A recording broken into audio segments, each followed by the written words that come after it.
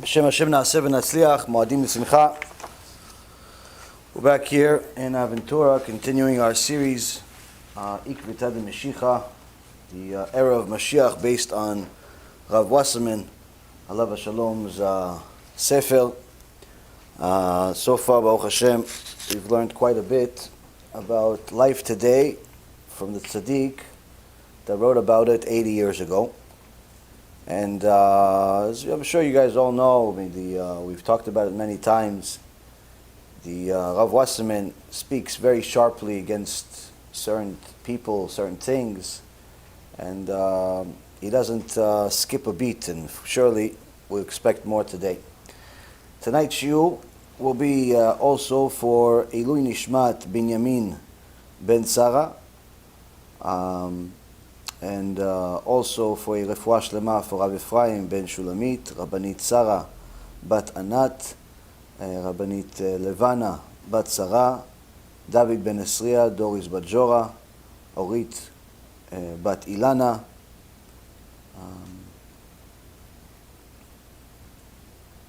Yitro ben Avraham, Talia bat Sarah, Jonas ben Sherry Haley. Itzat HaTorah tomorrow has a surgery or procedure. Itzat HaTorah will go well.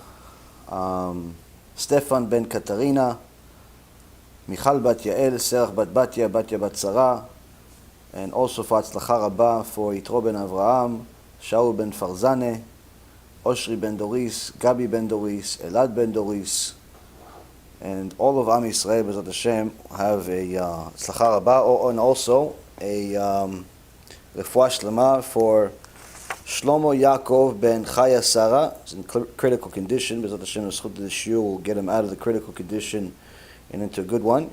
And also for Ari ben Aziza, refuah shlema, refuat hanefesh, refuat haguf. And again, I can't say it enough. Thank you very much for all of the donors, supporters, to Irgun B'ezrat Hashem. You're doing amazing, and we're actually about to release a video, 20-minute video, about some of the wonderful things that B'ezrat Hashem was able to achieve in Israel. We really, it's that the videos, I think, for me, they're amazing, because you see these are real people, real lives, real struggles, and you're able to help them. And today it's hard to make people happy. You talk to all types of people, especially in America or just in the West in general. People that are middle class in general have a much tougher time achieving happiness than people that are poor. And one of the reasons is because the people that are middle class are suffering many things that are caused by their own hands. Whereas the people that are poor usually are din shamayim. It was decreed in shamayim for this person to be poor. What do we learn? That if you give a middle class person $500 for the holidays, he'll say thank you. Sure, unless he's a real neshech, he's a real nasty person, he'll say thank you. That's so much. That's it. He's not going to go out of his way to, you changed my life. No, thanks. I could have made it at work, but thanks anyway. Free money, why not? Why not free money? If it's a kid, I don't know, you give him a PlayStation or something. There you go. Thanks. 5 minutes late, forgot about you. These wonderful people in Eretz Yisrael, you give them some money, or you give them the food, or both, to feed their kids, and they write you letters, and they make videos, and they do all these things as if you just gave them your lung. Like, okay, whatever, we helped, we gave you some food, you ate, Baruch Hashem. No. To them, it's a much bigger deal than it is to you as the giver. You gave a few $100, a few thousand, whatever you gave. Baruch Hashem, Chazaku Baruch, thank you very much. You're thinking, you're giving yourself a pat on the back. I'm a tzaddik for, next 5 minutes until you make an avera. What are you going to do? For them, though, you are Mashiach. Why? If you know the story behind what happened before they got the food. And some of these stories, Rabotai, mamash, they're heartbreaking, but they're amazing. I'll give you 2 stories, free, same price. Because these stories, you can't even make this stuff up. It's amazing. When you love Am Yisrael and you care about HaKadosh Baruch Hu's kids, no different than you care about your own, you get to see wonderful things. You get to see how it affects their life. So, there's one woman, actually this one is in the video. The other one I'm going to tell you is not in the video. This one woman says in the video, you know, obviously life is a nightmare in Israel, and really around the world is a nightmare. But in Israel particularly, because not only have they shut down the entire country, but they have a special hatred towards religious people. No different than Nazi Germany. You would think, you know, Israel, oh, it's easy to be religious over there. You're dreaming. It's easier to be religious in America. It's easier to be religious in Antarctica than in Israel. Easier. Now, I'm not saying religious life is better here. Religious life is better over there with the struggle. But nonetheless, it's very difficult over there. Why? Because you have a government that hates religious people. And right now, they're showing their hatred publicly. Catching young religious boys, 7, 8, 9 years old, without a mask, and beat the living sense out of them. 7-year-old kid, they put him in jail. 7-year-old kid, put him in jail. Why? He didn't wear a mask. A 7-year-old kid. 15-year-old kid, didn't put a mask. They put a bucket on his head and they start beating him. Like it's not Mamash, Nazi Germany. Nazi Germany, but it's Israel. This is what's happening. So, they're having a struggle. Money, no jobs. Few people have jobs that are called necessities, and they're still able to work. So this woman says, our husband hasn't been working for a long time already, over 6 months because of this corona nightmare. And she works, but it's not enough to cover everything. Basically covering the rent, minimal stuff. She says, it's 2 days before the Chag, and we do not have any food in the house. But I figured maybe we have a little bit of meat left in the freezer that we haven't used, that Itzat HaTorah will be able to make something out of it. You know, you get a little bit of meat, put some water, you got soup. Put a little bit more, we've got stew. You know, a few things you can do, especially if you're poor and you have experience. You can do a lot of things with a little piece of meat. So after a long day of work, she says, I come home, I open the freezer, and not even that. Nothing. Zero. No meat. I know the kids were complaining they were hungry, but they went to sleep hungry. What could I do? And I'm thinking to myself, I promised myself I'm not going to bother my husband about it, because he's already struggling as it is. He's already struggling as it is. Yeah, he wants a job. He doesn't have a job. It's not I'm just going to pray to HaKadosh Baruch Hu. She started crying to HaKadosh Baruch Hu. As she's crying to HaKadosh Baruch Hu, her husband calls her phone. No, pick up, open the door quickly. She runs to the door, open the door. What happened? He has baskets. Baskets of food that he got from Bezrat Hashem. Baskets of food. 2 days before the Chag. Real life stories. Another woman, actually one of our people that gave out the food in the area of Har Nof in Yerushalayim. She, like many of the others that help us give the food away, you get to know the people. You don't just give it to just anybody that comes. You really get to know the people and get to know who's really struggling and who can make it on their own. Because we don't have a budget to just simply feed the country. We need to make sure that these people really, are in need. So you get to know the people, and one tragic story is worse than the other. And so she not only wants to get to know the people, but also she wants to know what they need.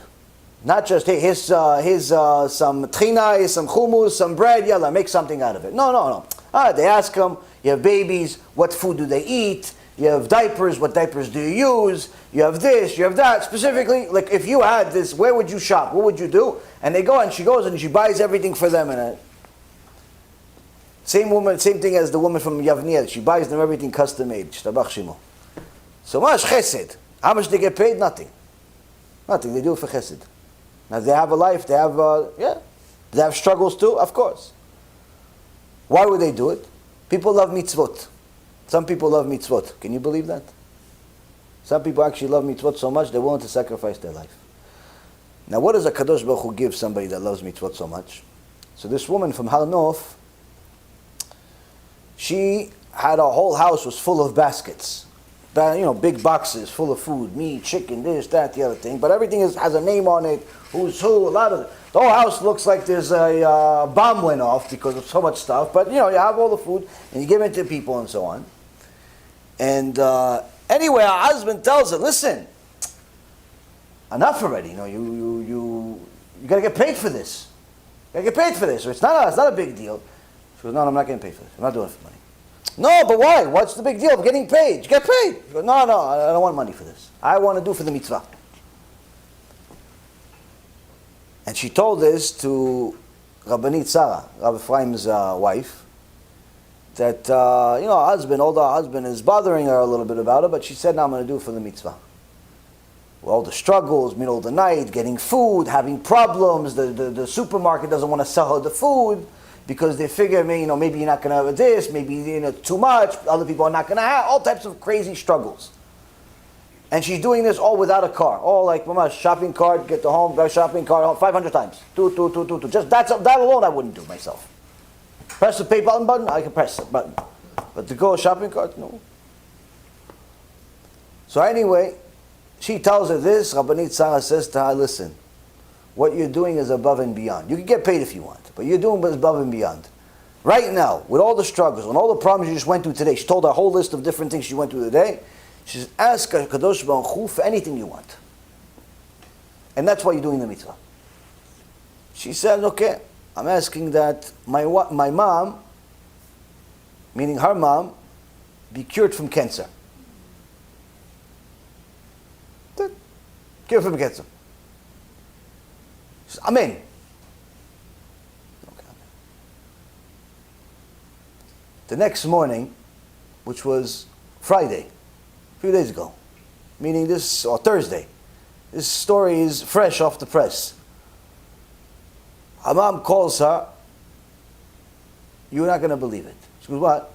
I just went to the doctor, checkup, because we're supposed to do a surgery, this, that, the other thing, nightmare, cancer, Shem Yishmor V'Yatzil. The doctor said, hold on a second, who are you? She goes, well, what do you mean who am I? I'm the patient. No, Bemet, who are you? No, but I'm the patient. She goes, okay, no. Guys, no, it's a joke. He's asking around, he doesn't know what's going on.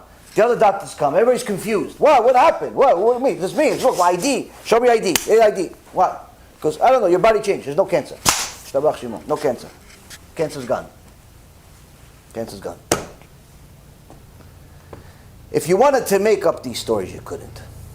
HaKadosh Baruch Hu has power beyond your wildest imagination. You just got to give him a reason. Now, sometimes a person goes into a mitzvah saying, listen, I'm going to do this for the sake of this. And it doesn't happen. Why? First of all, HaKadosh Baruch Hu decides what he's going to do. No one's going to tell him what to do. But second of all, you see that there's a little bit of a difference in the story.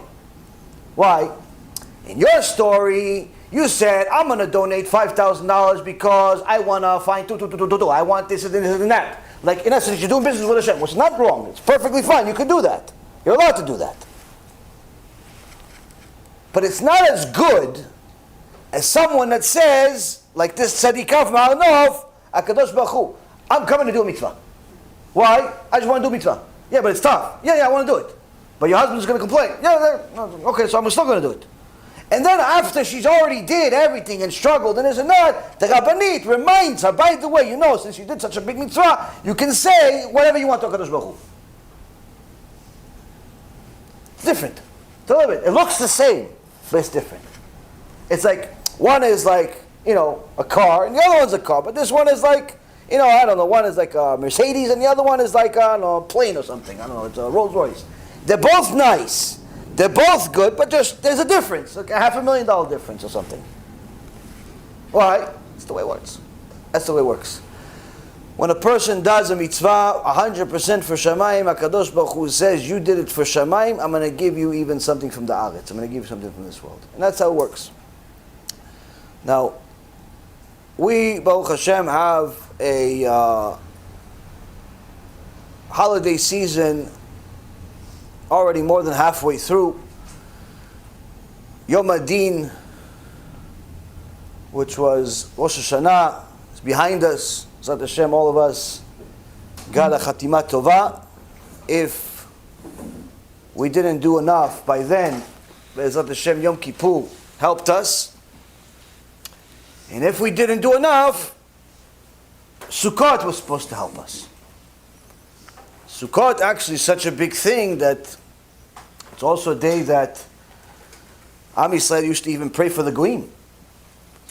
They would bring korbanot to the Bet HaMikdash for the 70 nations every day of Sukkot.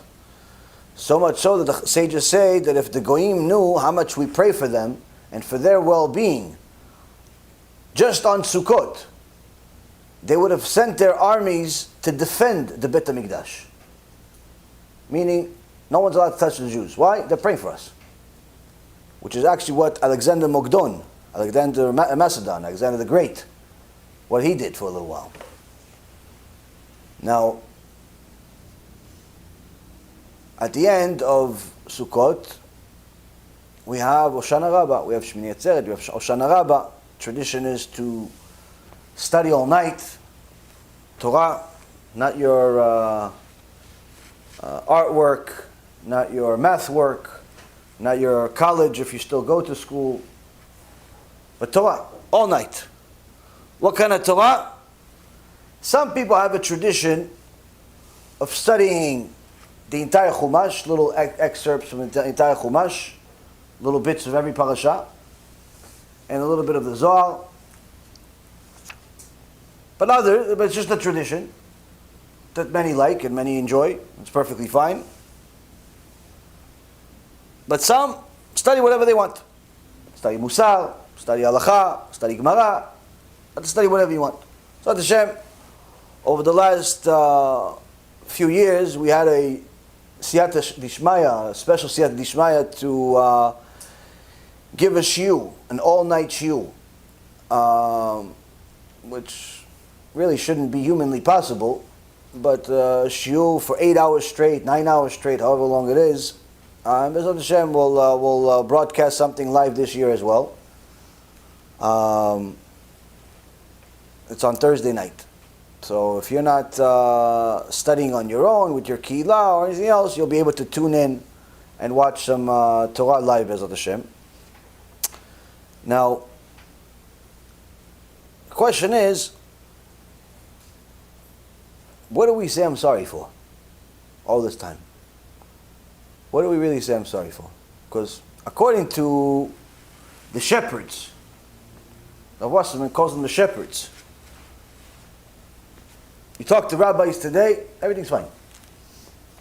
Many rabbis, not everyone, but many, tell their keilot, everything's fine. Everybody's going to Olam, everybody's going to Gan Eden, Mashiach now, everything's great, Chazaku Baruch. Just make sure you pay for that aliyah that you bought on Yom Kippur. Everybody says it's fine. But the big Talmidei Chachamim in the world, of today or of the past, are saying the exact opposite. And the people that have Yirat Shamayim are also saying, not exactly fine. Why? You see what's going on in the world. Nothing's fine. If it was fine, more people would be religious. If it was fine, the situation would improve. But I'm not a follower of the news, but it seems like the news follows me a little bit because people send me different things, and I don't need to follow it. I just know things are not good. One, coronavirus is deteriorating the situation. The virus itself, I always told you from day one, it's complete nonsense. Yes, it's real, but it's not as what people say. But it's not going to leave. There's not going to be a cure. Partly because some Chachamim wrote about it in the past, but how it's part of the end of days. And the other part is because it's not really something that you can cure. You can't really cure such a thing. Why? It's like flu. Like the flu, yeah, okay, so let's say somebody got it, you give him a cure, whatever, he's okay, he's back home. Yeah, but the flu is still there. There's still a flu season every year, and other people get it. Yeah, but you cured it. Yeah, we cured the people that had it, that we knew that had it. We cured them. Okay, what about why can't you cure like ahead of time so nobody else gets it again? All right, that's not possible. Which means that no matter what they do, No matter if Fauci and his friends and Trump and his buddies and all of the other Pfizers and Bristol Myers and all of these people that are looking to get rich off of this thing. Doesn't matter how many scientists they put in place to do this. This is here to stay. And unless people adjust their mind and stop being scared of coronavirus, the Freemasons and Bill Gates, and start being scared of a Kadosh Baruch Hu and his decree, guess what? The virus will get worse. Why? Because it's not the virus that's killing people. It's the stupidity that's killing people. It's the fear that's killing people. And that's what's happening. The fear that people have of the New World Order and the Freemasons and the conspiracy theories and the 5G towers next to my house and all of the fear that people have of everything except HaKadosh Baruch Hu is allowing you to play into the hand of all of the Resha'im that really want to build a whole new world. And that's why you're allowing yourself to stay like little measles in the house. No, I'm not going to go. I'm not going out. Why? They said don't go. They said don't go. Yeah, but to go protest, you're allowed to go. To go vandalize property, you're allowed to go. To go vote, you can go. To go to everything else, you're allowed to go for them, but for you, you can't go. To ruin your business, you can't. You know that's allowed to ruin your business, but to go make business, no, not allowed. To go make Chillul HaShem, allowed, but to go Kiddush HaShem, pray to HaKadosh Baruch Hu, not allowed. Playing into their hand. This is actually what's happening right now, Rabotai. And unfortunately, people are fighting for the wrong things. Instead of fighting against all of the Chillul HaShem that's happening, all of the people that are turning into moisels, calling the cops on each other. Oh yeah, my neighbor, he's not wearing a mask. You called the cops on another Jew, you Rasha Merusha? Do you realize you have no share of the world to come, no matter how many Shabbats you keep? Do you realize we cannot count you in a minyan? There's more likelihood to count somebody that's sleeping in a minyan than you. You're a moiser. You go and call the cops on another Jew because he didn't wear a mask? These stupid masks have caused more hatred than I think anything else in the last 2,000 years. And people think they're doing a mitzvah.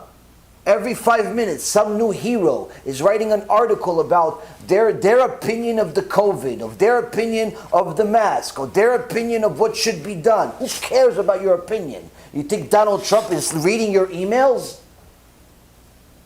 People have to get their act together and start realizing this is all Yad Hashem, it's all HaKadosh Baruch Hu. It's all HaKadosh Baruch Hu. There are certain people you have to love, and certain people you have to hate. Anyone that tells you, any of these fairy tale shepherds, tell you have to love everyone is a liar. And we're going to prove it today, Be'ez Hashem. Because what's happening, Rabotai, is people are politically correct when it comes to all of the wrong things. But when it comes to Torah, no, it's like people have an upside down mind. Upside down mind. It's completely ridiculous. For government, allowed to rebuke, allowed to mock, allowed to yell, allowed to scream, allowed to defend the truth, allowed to defend the lies, allowed to do everything. HaKadosh Baruch Hu, no, you have to love everyone, even if he's a thief, a liar, a pedophile, a rapist, Mechalel Shabbat, everything, you have to love everyone. Wait, how come? Because it's not nice to offend people. Wait, so it's offending in the political world, allowed to offend. Religious world, not to allow to offend.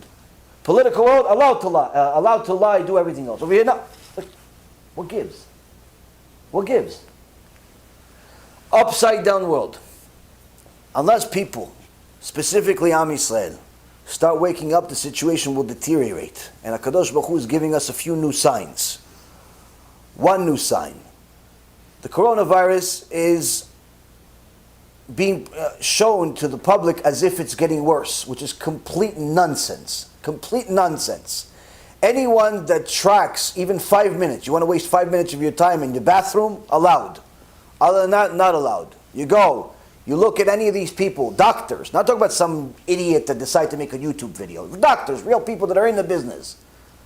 Talk about this virus, one after another tells you it's a complete nonsense scam. Why? the amount of deaths that you have from coronavirus is less than 1 million people. Now don't get me wrong, 1 million people is a lot of people. But not when you consider it relative to the overall number of people that die every year. Anyway, nearly 60 million people die every year anyway. It's 5 million a month. Do the math per day, a couple 100,000 a day. That means 3 days of normal deaths, coronavirus. But nobody's telling you about the 6 million people that died from cancer this year. You don't see any CNN, Fox News, breaking news. 6,000,001 people died of cancer this year. Nobody cares about the people that died from cancer. Nobody cares about the people that are dying from car accidents. Nobody cares about the people that are dying from suicide. No one cares. And it's much more than coronavirus.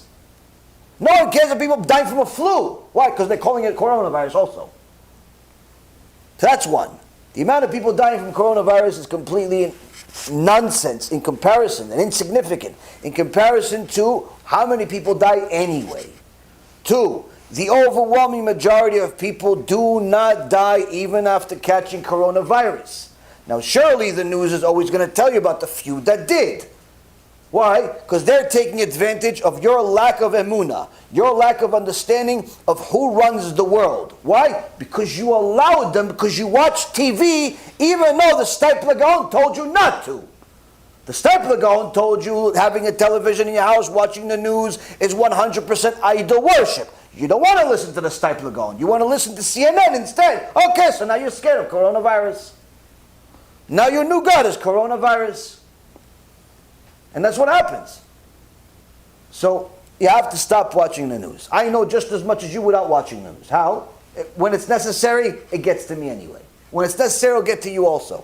Stop watching the news. Stop wasting your time. Not on the internet, not on the TV. Stop wasting your brain cells. Use that time to learn Torah. Do something good. Do an act of kindness. Go make money. Go, do something useful and productive in the world. Enough with the coronavirus hysteria, because it's simply killing you, even without dying. Countless people have destroyed their own businesses and families as a result of this without being sick. It was almost better off for them to get sick. Maybe they get some government help or something. So the first thing is that the virus itself is not as deadly as people make it seem to be. But they're going to make you think it is. I already knew 2 months ago, almost 3 months ago, of someone that I know that's very involved in the industry. And he already told me that the experts in the industry are predicting that in October there's going to be a second wave of coronavirus. Now when he said it, it went 1 year and it kind of stayed, a little bit went out the other, and the other one's like, oh, how do they know, these experts? You know what I think of experts these days. But guess what? 100% right. What are they, prophets?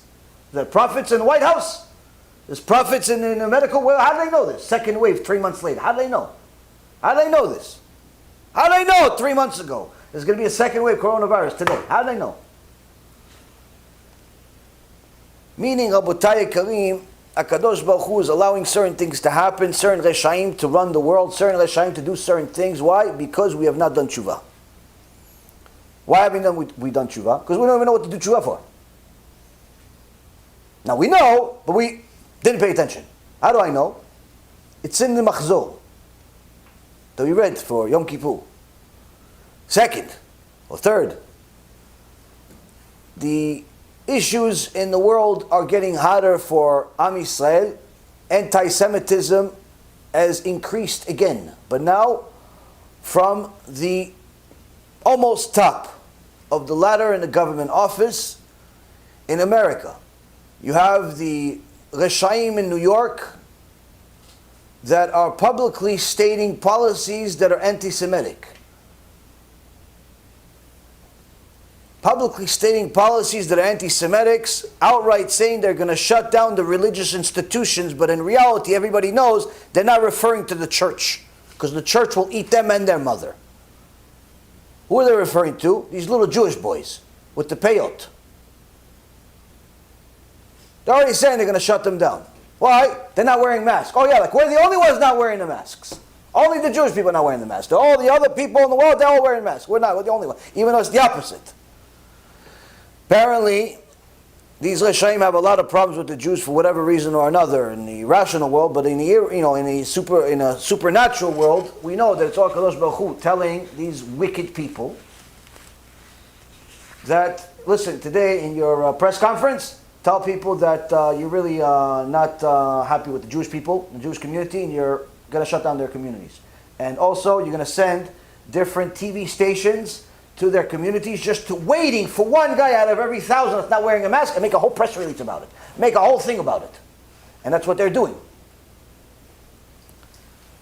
They're doing a lot of things to catch religious Jews, visibly religious people, not wearing masks or look like they're not following the order, as if the rest of the country is not in turmoil right now. Like as if they haven't destroyed cities. You don't see a single Jewish person vandalizing anybody else's property. But if he doesn't wear a mask, he's worse than a murderer, according to these people. And it's not only happening in New York. It's all over Eretz Yisrael. Meaning, from us to us. Your conquerors, your destroyers will come from within you. 3. The president of Turkey, Tayyip Erdogan, Yimach Shimo v'zichro, just a few days ago, made a statement that in itself should trigger war. In itself should trigger war, but at the very least should wake you up a little bit. What did he say? What do you care? What does he care about us? What is this Turkish person? What does he care about us? What does he care about him? He cares enough. What did he say? Jerusalem is our city. Now, anyone that has never seen or been to Eretz Yisrael might as well think that Jerusalem is the size of Texas. Might as well think that Jerusalem is maybe the size of Canada. Like, it might as well be enormous. Why, it's in the news every day. But anyone that actually saw a picture of the globe, a picture of a map, or actually just visited Jerusalem, you can get from one end to the other in a matter of an hour. Tiny little thing. Tiny little place. What does this guy from Turkey care about Jerusalem? What does he care? What does anybody care about Jerusalem? This is one of the prophecies. The Zohar Kadosh says, in the end of times, Ishmael and Esav are going to fight. Edom, which is Esav, and Ishmael, which is the Arabs, are going to fight. They're going to know each other, they're going to fight. And then after they destroy a big part of each other, they're going to stop and decide that it's all Israel's fault, and they're going to go and both team up and fight against Israel. Now, for any fantasizer who thinks that the IDF is going to last more than an hour, wake up from your dream.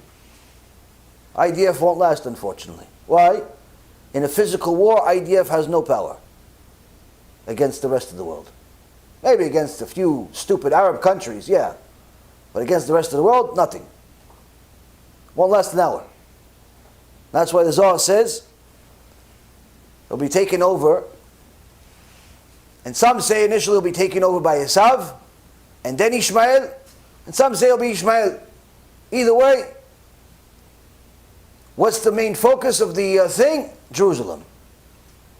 Meaning that if you hear some person that shouldn't care less about Jerusalem suddenly care about it to such an extent that he says Jerusalem is our city, the antenna should go up and tell you, okay, Hashem is sending us more signs to do TeShuva.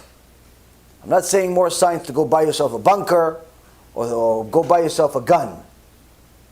Your gun might as well be a BB gun in the end of times. Your gun might as well be a pack of tomatoes. Won't help you. Why? Because, Rabotai Karim, the last war is not going to be a normal war.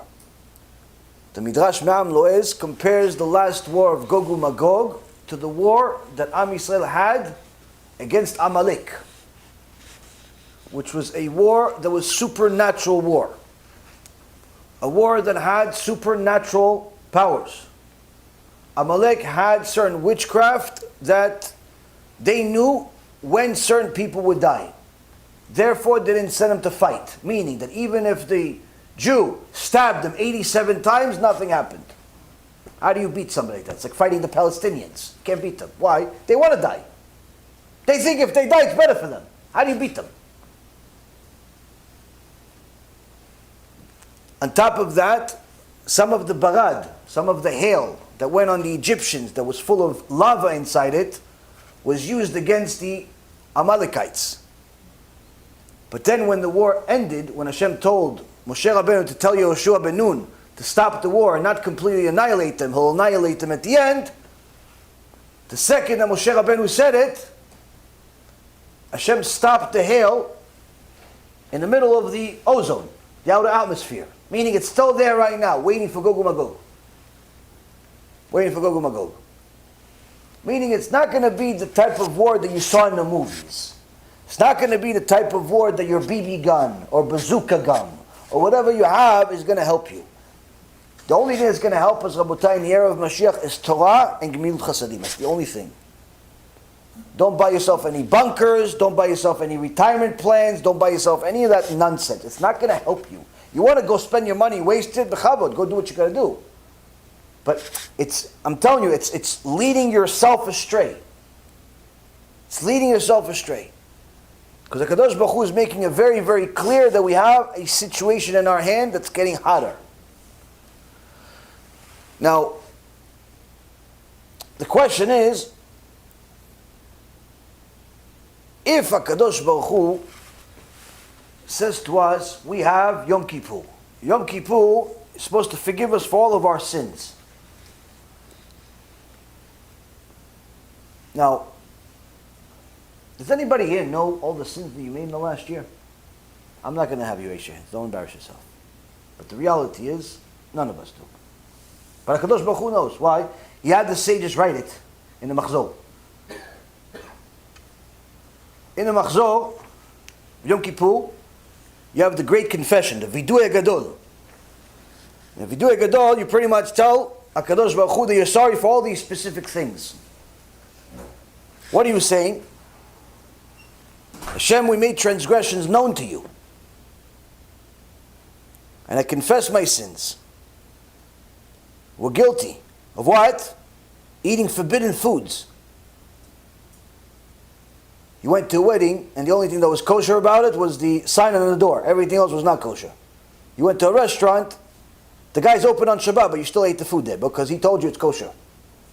You went to your mother, or your sister, or your cousin, or your friend, who doesn't keep Shabbat, doesn't keep anything, but you said, no, but they told me everything's kosher. And you ate the food over there. Forbidden foods. We've eaten bread without washing our hands. Well, hold on a second. Since when is this a sin? Since when is not washing your hands a sin? Does anybody here know that washing your hands before eating bread is an obligation? Like it's not a suggestion. Like when you wake up in the morning, you have to wash your hands. Not only because your hands were in an inappropriate place, but nonetheless, it's a mitzvah. You have to wash your hands. One. Okay? Before you eat bread, you have to watch 3 on one side, 3 on the other side. Not 1. 3 and 3. Now, if somebody just decides to, like the goyim don't have to wash their hands. They can do whatever they want. You see sometimes these goyim make all types of commercials or whatever. You see the guy looking at, burger, no washing hands, no blessing, no nothing. Now, there's nothing wrong with him. He's perfectly normal for a non-Jew. No problem. But you as a Jew have a big problem if you did that. Why? Number 1, you're supposed to wash your hands. Number 2, you're supposed to make a blessing.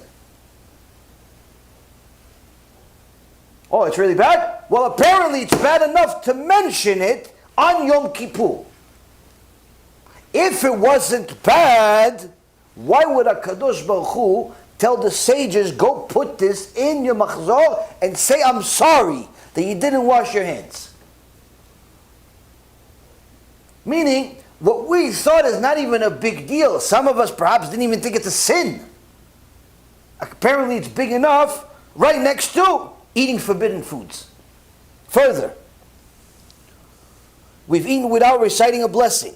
Gemara Masechet Brachot says, every time you eat or benefit from anything in this world without doing a blessing, you're stealing from God. You're a thief. Blessing, the first blessing, after blessing, meaning you have to do a blessing before you eat and after you eat. Thank God that you ate the food, that you have food to eat, and thank God that you were satiated. These are two completely different circumstances. Oh, listen, Rabbi, I'm really tired. Can I just go to sleep and do the blessing tomorrow? How come you didn't say that before you ate? How come you weren't tired before you ate? How come you weren't tired before you ate the meal that was for 6 people, but you ate it yourself? How come? How come you're never tired when it's time to eat, but you're always tired when it's time to say thank you? How come? How come? HaKadosh Baruch Hu says, how come? How come? He's saying, how come? How come you did it? Did you guys know you said I'm sorry for this? I bet you 90% of people didn't know. Why? You just go, I want to finish the Amidah. It's so long. It's so long, Amidah and Yom Kippur. I can't wait to finish. It's like sometimes, I remember myself, I'm not going to blame you. Myself, when I was Shem Yishmor V'Yatzin, when I was in my past, I went to a synagogue when I was secular. I went, Yom Kippur. But you know what, for me, what it was? Race. Who's finishing first? Who's finishing first? That's what it was. Pay no attention whatsoever to what you're saying. Why? I don't want to be the last guy, standing there going like this and everybody else already finished. They're doing the Chazarat HaShatz. No, I want to finish first. Pay no attention. Just go through it.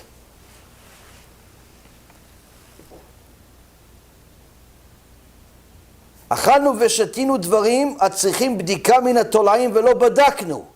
We've eaten and drunk foods that require checking for worms. Yet we didn't check. Wait, they knew about worms back then? I thought it's only a YouTube thing. I thought, some people say, listen, Rabbi, these YouTube videos you send me with people checking for the worms, with the magnifying glass, you guys are machmirim, you guys are like extreme people. I don't think Moses was doing that. Well, apparently he was. Apparently he was checking for worms too. נתחייבנו על כל תולה ותולה 5 מלכיות. We're liable for each and every worm 5 sets of lashings. Now, since we do not have the Sanhedrin right now, where's the lashings going to come from? HaKadosh Baruch Hu. This is what you said on just the first paragraph of the Amidah. You haven't even started the tough stuff yet. Bagadnu. Bitalnu Toratecha, we betrayed. How did you betray? What did you betray? Betray your wife? You're not even talking about that. What's betrayal in the eyes of HaKadosh Baruch Hu? We wasted time available for studying Torah. HaKadosh Baruch Hu says, when you're watching sports, instead of coming to a Shiur Torah, you're a boged. You're a betrayer. I gave you 24 hours, you couldn't give me a couple hours to go learn Torah. Instead you go watch a bunch of hooligans throw a ball. That's what you did with your time? Boged.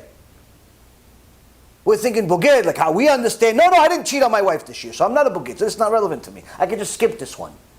No. Kadosh Baruch Hu says, you wasted time, you're a boged. בירכנו ברכות לבטלה וברכה שאינה צריכה. Recited blessings in vain, unnecessary blessings. You have so much concentration before you drink. You do adama. Baruch atah Hashem borei pri adama. What adama? It's shako. It's water. You idiot. Oh yeah, okay. Hashem understands. You understand if you're saying I'm sorry for it on Yom Kippur. You understand so much. He put it in there because he knew that you're going to make this mistake. So he put it in the tefillah. He understands that you care less about the brachot, that you're thinking about some potatoes instead of the drink. He said. ביטלנו קריאת שמע, Rabbi, I'm really tired. Do I really have to do Shema Yisrael before I go to sleep, or can I just do it like tomorrow? Can I just do one for the whole week, Rabbi? Is there like a, like a fast way to do it? Tzitzit, tefillin. We didn't lay tefillin. Rabbi, listen, is it too late to put on tefillin? What time is it by you? It's 6:30. Are there stars in the sky? Oh yeah, it's already been stars 15 minutes. Bazinu Chachamim, disgraced Torah scholars. Oh, I don't think this rabbi knows what he's talking about. I don't think you should pay attention to him. You know, there's a lot of opinions. You shouldn't listen to this rabbi. He's extreme. Oh no, all these comments, every single comment you make on the internet, unless it's an extraordinary compliment to a tzaddik, you shouldn't make it. Why? Very likely you failed here. Very likely. I personally recommend people don't write anything on the internet. Like sometimes the people that watch the live show, the live broadcast right now, instead of watching Chillul Torah, they fight among each other, or they have a social conversation. It's better off than to watch the live. It's actually better off you go to the wall, smash your head against the wall 50 times, than watch the shiur and make comments. Why? At the very least, maybe some kaparat avonot will happen as a result of smashing your head against the wall. Whereas for the comments that you're making while there's a shiur going on, go back and forth, back and forth. No, I hate you, I don't like you, you're this, you're that. What are you doing? Distracting everybody else is trying to watch a shiur. Someone's making comments, a missionary's making a comments, some idiot is making a comments. You know what you do? Ignore. Ignore. So it's called ignore. Don't worry, we have enough employees, enough tzaddikim on Team Bezat Hashem, they can handle it. And even if they don't worry, HaKadosh Baruch Hu will handle it. We don't need you. Watch the shiur. That's what you hear. Same thing, sometimes people come to the shiur. They think like I'm blind. Like only my mouth works, but my eyes don't see. They don't think that I'm watching them play text message all day. They have no idea what I'm saying for 2 hours. But they keep looking up like I'm their teacher in high school. Like, like the kid that's falling asleep, but I'm up. You know, he's asleep, but he always says he's up. That. Who are you making a joke out of? You're only making a joke out of yourself. That's bizayon. That's bizayon of the Torah, bizayon of Chachamim. You come to learn Torah, learn Torah. Don't come to make friends. Make friends after, make friends before. Not during Torah. Why? It's bizayon. Bezinu avayim v'achinu agadol. We disgrace our father and mother as well as our oldest brother. Almost every week I get different parents coming to me, crying to me about how their kids, amamash ben sorer u'moreh. Awful, disgusting kids today. Curse their parents, call their parents by their first name, sit in their chairs, do everything that's forbidden. Hey, Joe. Huh? Who's Joe? Oh, that guy. You mean your father? You call your father by his first name? You know what they're going to do to you in Shemaim? Well, what's the big deal? He doesn't mind. Yeah, because he's weak. And he knows that you're a loser. But HaKadosh Baruch Hu minds. How much does he mind? You have to say, I'm sorry for it on Yom Kippur. In a tefillah. Not just to your father. In tefillah you have to say. He cares enough that it's in your tefillah. And this is, by the way, not the only time. It's also a few other times. You say this like 7 times on Yom Kippur. All of these things. Birachnu birkat hamazon bekalut rosh. We did birkat hamazon flippantly. Like, breeze through it. What? Isn't it enough that I just did it? No. Not enough. What if, let's say, you had this nice juicy steak and rice and all types of vegetables that you like, and you haven't eaten in a day. You're so hungry, and you come and you're seeing at the end of the room. You're in slow motion. You're running after the steak, and as you get to it, you notice it's plastic. And then you see a little text message on your phone, a little WhatsApp. Say Hashem sends it to you. He says, "Is it enough that I just put you a picture of it? A picture of the, just plastic presentation, what the food would look like? Isn't it just enough?" No, Abba, I want to eat. No, I'm hungry. Oh, you're hungry. How come you have so much problems saying thank you? How come? How come you're always tired when you have to say thank you? How come you're always busy when you have to say thank you? How come you're always in a hurry when you have to say thank you to HaKadosh Baruch Hu for giving you the food? Oh, I didn't think he cares. Well, apparently he cares, because for the last 3,000 years we've been saying I'm sorry for it on Yom Kippur.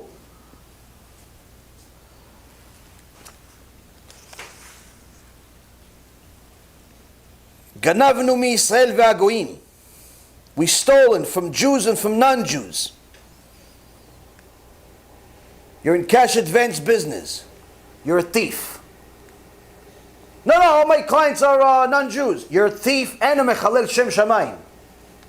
You have an unethical business, taking advantage of people, price gouging, selling refurbished products as new, selling garbage as something that's good, misrepresenting your product, misrepresenting your service. You're telling people that you're going to do X, but you don't do it. You are a thief. And you're going to have to come back as a Gilgul, in a reincarnation, to pay back all of the people you stole from. Yeah, but I stole from a lot of people. Well, unless you do tshuva in this world, you're going to have a lot of reincarnations. But there's one little problem. The stipler, the same one that already warned us about coronavirus television epidemic, 50 years ago, he said there's no more reincarnations. So, your best bet, start doing tshuva for stealing now. You stole from customers, you stole from your brother, you stole from your parents, you stole from your cousin, you stole from anybody. Start doing tshuva now. You need to know how to do it. We'll discuss it another time. I have a few videos about it. But the point being, Rabotai, HaKadosh Baruch Hu says, doing tshuva for stealing is not just saying I'm sorry. You can't just steal $10 million, say I'm sorry, and keep the money. You have to give it back. I'm sorry is not enough for certain things. You have to do something about it. You can't keep and just continue. You have to do something about it. Ganavnu da'ata makom v'da'ata briyot. We misled God and our fellow human beings. How can you mislead God? God knows everything. Well, you told God you're going to keep Shabbat this year. You stopped. You don't want to. You told God you're going to leave the Goya and marry a Jew. You didn't do it. You told God you're going to stop wasting seed. You didn't even try. You told God you're going to leave this rotten business. No chance. You told your parents that you're going to do such and such, and you didn't. You told your cousin you're going to do such and such, and you didn't. You told the customer you're going to do such and such, and you didn't.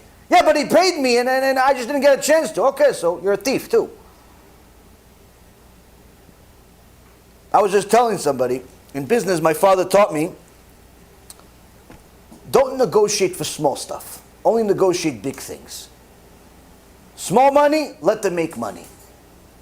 Somebody, you want a product, you want business, you want to do something with somebody, he wants to charge you a few dollars, let him make money. Don't negotiate with him. Don't be like one of these penny pinchers that tries to suck the life out of everybody else. No one's allowed to make a profit out of you. Let them make a profit, b'chavod. Unless it's something big. House, a business, big things. Okay, negotiate. But let people make a living. You know what the problem is? Today, it is so standard to steal that people think it's a necessity.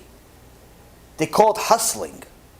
Like they have a nickname, like a nice name for stealing, they call it hustling.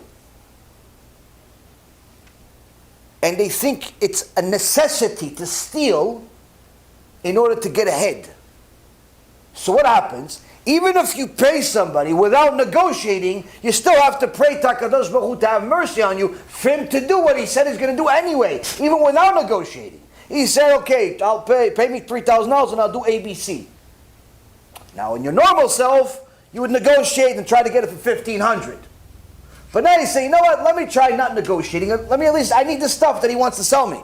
You pay him the $3,000, and you're thinking, I paid him full price. He should do what he said he's going to do. Pray to HaKadosh Baruch Hu twice a day.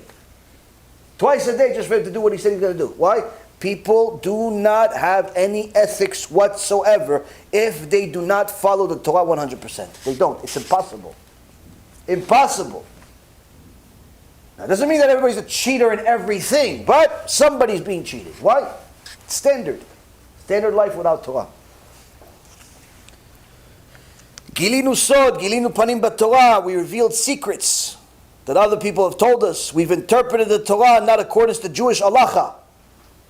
Rabbi, I have a chidush. Who says your chidush is right? I don't know, I think it's right. Okay, well, it may be a sin. They have to say, I'm sorry for.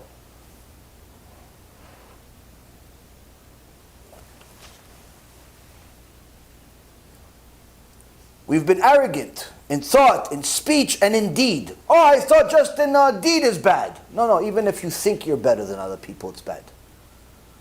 So much so you have to say it several times on Yom Kippur that you're sorry for it. Garamnu ikuva geula. We've caused a delay of the redemption. For the son of David, the Mashiach, will not come. I caused the Mashiach not to come? Yes. How? You stole, you cheated, you lied, you sinned, you were arrogant, all of things. Delay the Mashiach.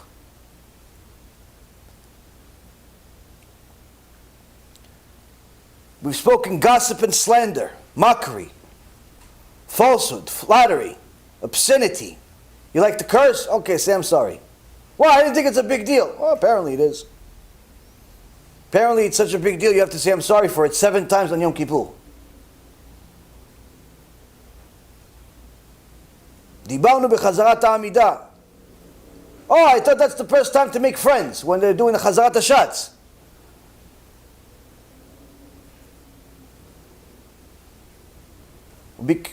Shat kriyat shema. He spoke during the time of Shema Yisrael, or during the reading of a Sefer Torah.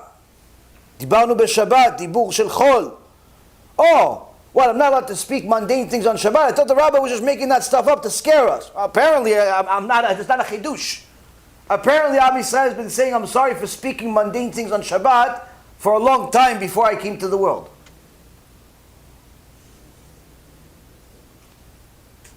Danu chaverenu lekaf chova. We judged our friend towards a side of guilt. He just came out of the room. He must have stolen something. How come? How come you always think he's a thief? How come? Maybe somebody else took it. Maybe the guy lost it. Maybe this, maybe that. Why is he always guilty? Dibarnu echad b'peh v'echad b'lev. Oh, it's one of my favorites. We've spoken one way with our mouth, yet we felt another way with our heart. In so many words, you are fake news. You are fake news. Not this fake news on the news. You are fake news. Why? You say, oh yeah, no, you should come over anytime. Come over. The guy calls you, listen, I need a place to stay for Shabbat. Ooh, you know what? I wanted you to come over, but somebody else is here. Somebody else, you can't come over. Sorry. All right, well, okay, do you have anybody else? No, I'm sorry.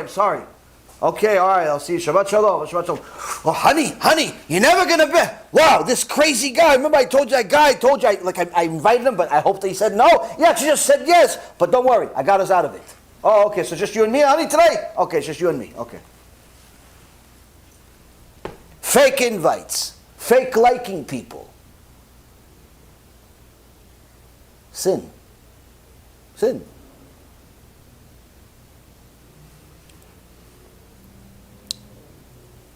We have thought sinful thoughts by day, and thereby seminal impurity came to us at night. Wet dreams. A person has a wet dream even though he says, oh, I didn't mean to. Apparently he's supposed to say, I'm sorry for it. Needless to say, when we get to the section later on here that talks about doing it on purpose, Hashem Yishmo. So how come if all of Am Yisrael goes to Bet Knesset on Yom Kippur, on Rosh Hashanah, says HaKadosh Baruch Hu, I'm sorry, on this, on that, I'm a criminal, I'm a thief, I'm a this, I'm a that, I'm a all these different things, yet you have an entire generation of people that do not know that most of these things are even sins. What is the point of going to Bet Knesset, doing the tefillah, and you have no idea what you're saying? I said, I think a year or two ago, that I think one of the best Musar books is the Machzor for Yom Kippur. Just read and understand what it says. Be'ezrat Hashem, you'll do tshuva. Why? Because obviously if you have to say I'm sorry for it every year, surely HaKadosh Baruch Hu detests it. It talks about other things. it'll take us 10 hours just to go through this vidui of all the things we said I'm sorry for. Wasting seed, cheating, lying, stealing, didn't pay on time, making false promises, delivering our friends and their money into the hands of non-Jews. Like all these people calling the cops on their Jewish friends for not wearing a mask.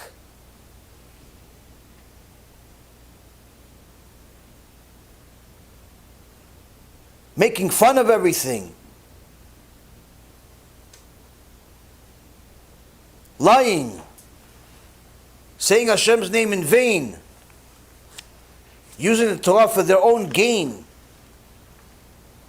Charging the keilah a few $100,000 or a few $1 million to lead the keilah. But instead of leading the keilah, they lead the keilah the Gehenom by lying to them about everything. You get a salary for $1 million, but you have a parking lot in and out on Shabbat. At least if you're going to make a salary for being a rabbi, at least tell people the truth. Ridiculing.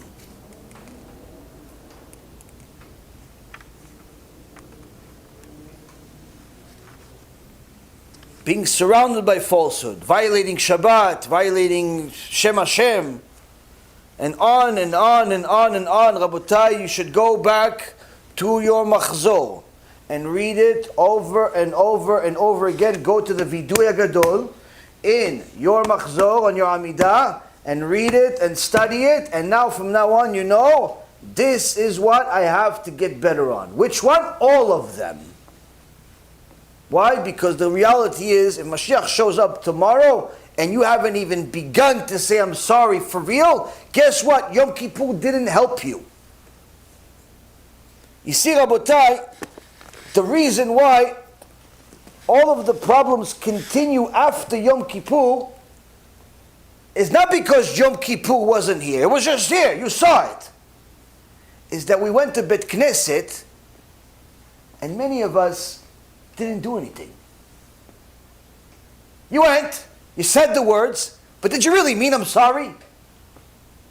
Did you really mean I'm sorry? Like you said to your friend, now listen, I'm sorry if I did anything to you. Did you do anything to him? No. Oh, because that's why it's easy for you to say I'm sorry. What about the guy you actually did something to? Did you call him also? And say, listen, I'm sorry. No, he's a piece of... hold on a second. You don't have to say it. Don't make any more sins. Don't make any more sins. Oh, so the guy you didn't do anything to, you're saying I'm sorry to. But the guy you did do something to, no. I'm not saying I'm sorry. He should say I'm sorry to me. In reality, Rabotai, we went to Bet Knesset, we prayed at home, wherever we prayed. Do we really say I'm sorry? How could HaKadosh Baruch Hu forgive us if we didn't even say I'm sorry? Like we don't know what we said I'm sorry. We don't even know what's in the prayer. And you can say, oh, I wish you would have given the shiur before Yom Kippur. I did, a year ago, a year before. Well, it's not my fault that you only want to watch live shiurim. But the point being, Rabotai, this is what we have Sukkot and Hoshana Rabbah for. Now,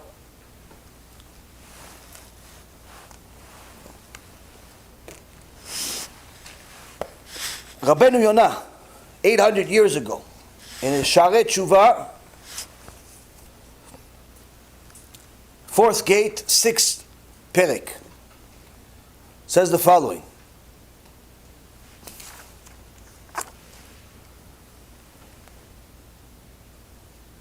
Talking about what is TeShuva? What is atonement for this TeShuva? What is it? He brings the Gemara Masechet Yoma, page 86a. Says Rabbi Matya ben Charash asked Rabbi Elazar ben Azariah in Rome, have you heard about the 4 categories of atonement upon which Rabbi Ishmael expounded? And he answered, there are 3, not 4. And TeShuva accompanies each one of them. If a person transgressed a positive commandment, and did TeShuva, repented, before he can move, he is immediately forgiven. And he brings a pasuk from Jeremiah chapter 3 verse 22. Return rebellious sons and I will immediately heal your rebelliousness. Meaning, if somebody made a sin of a positive commandment, But right away he did tshuva. Before he moves on with his life and so on, HaKadosh Baruch Hu forgives him right away. That's it, you're done. It's like it never happened. But again, he specifies in the positive commandment. If he transgressed a negative commandment and then did tshuva, then the tshuva suspends the punishment, meaning the punishment that he's supposed to get is on hold. On hold till when? Until Yom Kippur. And if he does tshuva on Yom Kippur, then Yom Kippur atones for it. As the Pasuk says in the book of Leviticus, chapter 16, verse 30, for on this day, the Kohen Gadol will make the atonement for you to purify you. You shall be purified of all of your sins before Hashem. Okay, so if he violated a positive commandment, did tshuva, he's good. He's good to go. But if it's a negative commandment, you got a problem. Why? The tshuva that you just did now, saying, I'm sorry, okay, I'm not going to do it again, I'm not going to waste seed, I'm not going to violate Shabbat, that's good, but it's not enough. Why? Because this is a big sin. So you need Yom Kippur for this one. Just the tshuva you did now is just going to put the punishment you were supposed to get on hold. Now if you do a serious tshuva on Yom Kippur, okay, Itzat HaTorah, everything's good. Now, what's this third step?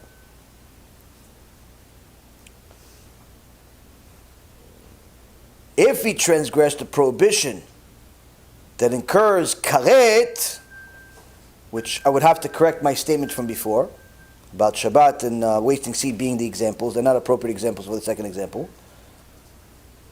Has to be smaller sins than that. If he transgressed a prohibition that has an Issur Kareit, or a capital punishment administered by the Bet Din, and he did tshuva though, the tshuva together with Yom Kippur will suspend the punishment, but only suffering will purge the actual sin, meaning completes the atonement. As the Pasuk says in Psalm 89:33, then I will punish their transgressions with the rod and their iniquity with plagues. Meaning, if a person violated Shabbat, that's Issur Kareit. Wasted seed, Issur Kareit. Had a girlfriend and was together with her, without her being his wife and going to a mikveh, Kareit. His own wife, she didn't go to mikveh, Kareit. There's 36 and some say 48 different sins that are Issur Kareit, excision. He made one of them for each one. A very serious problem. Now he did tshuva, he heard the shiur, Rabbi, I stopped wasting seed. Rabbi, I kept Shabbat. Rabbi, I left her. Rabbi, I left him. All that stuff, chazak u'baruch. Great. Good job. But don't think that you're out of the trouble yet. Why? Because stopping the sin puts the punishment on hold. The real punishment on hold.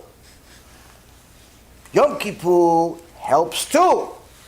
But to completely eliminate it, Hashem has to give you a little suffering. Has to give you suffering. You got a flat tire? Baruch Hashem. Lost some money? Shtabach Shimo. Your kids are driving you crazy, you can't sleep at night? Baruch Hashem. Every time you eat, it's cold food because the kids want to eat before you 87 times? Baruch Hashem. Lots of headaches? Great.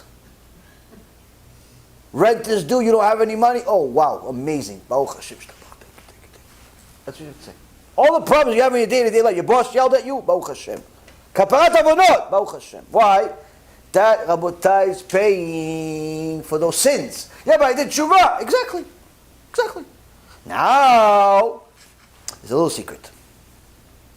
What's the secret? You can choose your suffering. You can choose your suffering. You can have everything I just said. Lost money, wife's a headache, husband's a headache, kids are a headache, everybody's a headache, this is that, all these. You can have regular problems, like everybody else. Or, all Torah, take the Torah on yourself. Learn with Mesirut Nefesh. Do tzedakah, Mesirut Nefesh. Chesed, Mesirut Nefesh. Sacrifice your life, your time, your efforts for the sake of mitzvot and Torah. Now it's tough to sacrifice yourself. Pick up boxes of food, donate a bunch of money, do this, do that, learn 2, 3, 4, 6, 7 hours straight without talking. It's all tough. Okay, yeah, it is tough. But what do you prefer? To have problems with the insurance company, the IRS, your wife and her parents? Or picking up some boxes, giving out some CDs, and learning some Torah? What do you prefer? What do you prefer? It's up to you. You choose your suffering. The only thing, Rabotai, that we forgot here is the third one, which is, he says that, however, someone that's guilty of the transgression of Chillul HaShem, TeShuva does not have the power to suspend the punishment. Nor does Yom Kippur have the power to atone for it, nor does suffering purge it. Rather, all of them together suspend the punishment, but only death removes the punishment. Only death, in essence, starts the repentance for it, it purges it. As it says in the book of Isaiah, chapter 22, verse 14, Hashem says, I promise that this sin will never atone for you until you die. Meaning, desecrate Hashem's name, very big problem. But then, Rabbeinu Yonah gives one of the things that I found to be invigorating, which is the original source that Rabbi Yisrael Misalant said in his Or Yisrael, that what's the cure for Chillul HaShem? Kiddush Hashem. And that's what Rabbeinu Yonah says. He says, you want to fix Chillul HaShem? Saying I'm sorry is not enough. Yom Kippur, not enough. Suffering, not enough. Sin's too big. What's the way to fix Chillul HaShem, desecrating Hashem's name? Kiddush Hashem. Kiddush Hashem. And what does he say? One of the ways to do Kiddush Hashem, Rabotai, help other people do tshuva. Help other people do tshuva. So you see, Rabotai, we went through Yom Kippur, and perhaps we said I'm sorry, but we don't know really what we said I'm sorry for. Or worse yet, we're still making the same crimes. So Rav Wasserman, alav shalom, says in his next section of the era of Mashiach, called Medinot HaGalut Shel Avotenu, the Galut policies of our fathers. He says the Chafetz Chaim HaKadosh, his teacher, often used to declare that there are periods in a person's life when he's called upon to make a decision, but he cannot come to any resolve. Ever happened to you? You have to make a big decision to move, not to move, to get married, stay single, have kids, don't have kids, quit your job, get a job, all types of things, big decisions. But for some reason you're having a hard time making a decision. Chafetz Chaim says you're normal. It's normal. Often, it is a matter of supreme importance to him. And through not knowing what to do, he comes to despair. Person has a big decision. Baruch Hashem, every day I get 300 to 400 messages, emails, text messages, voice notes, all types of things. I can tell you that a good 40% are big decision questions. Lots of very important questions. A lot of them are also, that means that the other 60% are not big decisions, and some of that 60% is complete nonsense.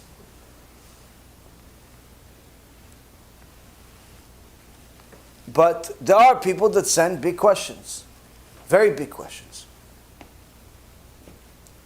and they're asking you for guidance. Now, from the secular perspective, why would you ask a rabbi about your business? Why would you ask your rabbi about person that you're going to marry? Like, he doesn't know her. He doesn't know him. Why would you ask him? What does he know about business? What does he know about your wife-to-be, husband-to-be? What does he know about your health situation of whether you should take the medicine or don't take the medicine? You should have a kid or don't have a kid. You should take the job or quit the job. You should sue, you shouldn't sue. What does he know about all the stuff? He's in books all day reading about Rabbi Akiva and Moshe Rabbeinu. What does he know? Now, unless you're glued to Torah, you're asking the same question. Why would I go to a rabbi? So how come many secular people go to rabbis? In fact, even goyim sometimes come to rabbis. There's a famous basketball player. Maybe you guys heard of him. His name is LeBron James. I said that joke one time and a bunch of kids laughed at me because apparently he's really famous. Anyway, this LeBron James was making a decision to leave his team and go to another team. And apparently he made a big deal. And he went to Rabbi Yeshayahu Pinto in New York. He's one of the most famous and extraordinary rabbis in the world today. And I used to go to his shulim in the beginning of my journey in New York. And he has some very interesting people come to see him. And one time this non-Jew basketball player comes to him and asks him about what team he should go to. What does Rabbi Pinto know about basketball? I don't even know if he ever saw basketball. But he came to him. How come? How come the secular person, the non-Jew, went to a rabbi? Now, if you're glued to Torah, you know the answer. But if you're not glued to Torah, you're a secular person. You're not even Jewish. Why do you go to this rabbi? Chafetz Chaim says, because he doesn't know what to do, he finally comes to despair. He gets desperate. You have no idea where to go. All the people you asked have similar answers to you, but no one's really giving you a solid answer. Like he says go. Why? I don't know, I just think you should go. What kind of answer is that? You just think. Who cares about what you think? Give me like some type of like meat. Why do you think? I don't know, I have a good feeling. What do you mean you have a good feeling? What does that mean? I'm going to put my whole life on your good feeling? I don't know, it looks good. Why does it look, what looks good? Like people that give you that kind of advice, don't go to them anymore. They have no idea what they're talking about. Anyone that tells you, I have a good feeling, don't ever go to them for advice. If you're making your advice on good feelings, it's not a good idea. Why? Because that feeling may simply just be guess. Failing, or maybe they feel satiated, just ate a steak you make for them. I don't know. It's not a good idea to make your decisions based on feelings. It has to be based on substance. So after this wise person went to a few of his friends, his colleagues, his this, his that, and asked them, what do you think I should do? And everyone said, I feel this, I feel this. I feel that, I think this. I think I had a dream, and maybe it was you. You know, all those mumbo jumbos, the guy is more desperate than he was before he asked him the question. So where does he go? He goes to the rabbi.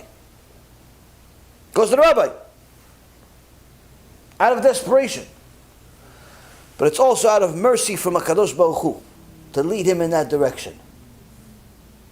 Hopefully he can see the truth beyond this one meeting. Now he goes to the rabbi. The Chafetz Chaim says because he comes to despair. As if someone is whispering in his ear. You can ask the advice of God in His glory on this matter. How wonders this man? In fact, said the Chafetz Chaim, this privilege is given to every man. We possess a Torah which comprises solutions to all problems. As the sages teach, there is nothing on earth which is not indicated in the Torah. The solution which we find in the Torah is God's advice. many times we say certain things in our shulim that many Talmidei Chachamim, or whatever amount of Talmidei Chachamim, watch our shulim, absolutely love it. They send me emails and messages and phone calls and say, listen, you gave me chizuk, I love the shiur, it was great, to all types of good things. Some big rabbis, all types of wonderful people. But yet, there's always a few ignoramuses that don't like what I say, as if I'm making it up. And they see stupid things like, how do you know what God feels? How do you know that God is upset? How do you know that God doesn't like homosexuals? How do you know that God doesn't like this guy's speech, even though it's heretical? Maybe it's just your opinion. Isn't there 70 faces to the Torah, so pretty much everybody could just, a free-for-all, interpret the Torah according to their own likings? Chafetz Chaim answers that question here. He says, someone comes to you, whether it be an individual, or a group, or even the public. Kadosh Baruch Hu sent them to you to ask you a question. If you yourself have the will of Hashem in your priority list as number one, Kadosh Baruch Hu will simply give you the answer. Will simply give you the answer of what to tell these people, without being a prophet. But you don't need to be a speaker for that. You can even be an individual. You have an issue, you have a problem, you don't know what to do. Go to a Talmid Chacham and say, hey, listen, I have an issue with XYZ. What do I do? XYZ is a very, very serious problem. But guess what? All of the answers for XYZ were already written in the Torah 974 generations before the world was created. And now that you ask the question from someone that has Yirat Shamayim, HaKadosh Baruch Hu is going to give him the answer for you for XYZ. From where? From the Torah. From the Torah. Because you went to a Talmid Chacham, you went to Rabbi Pinto, you went to some other big Rav that's Talmid Chacham, and so on and so forth. You asked him, and he has the best intentions in mind. He has the Kadosh Baruch Hu's intentions in mind. He's going to give you the answer. Whether that's going to the right team or the wrong team, or marrying this one or marrying that one, or taking this contract or getting this job, or anything. Where is he getting it from? From the Torah. Simply from the Torah.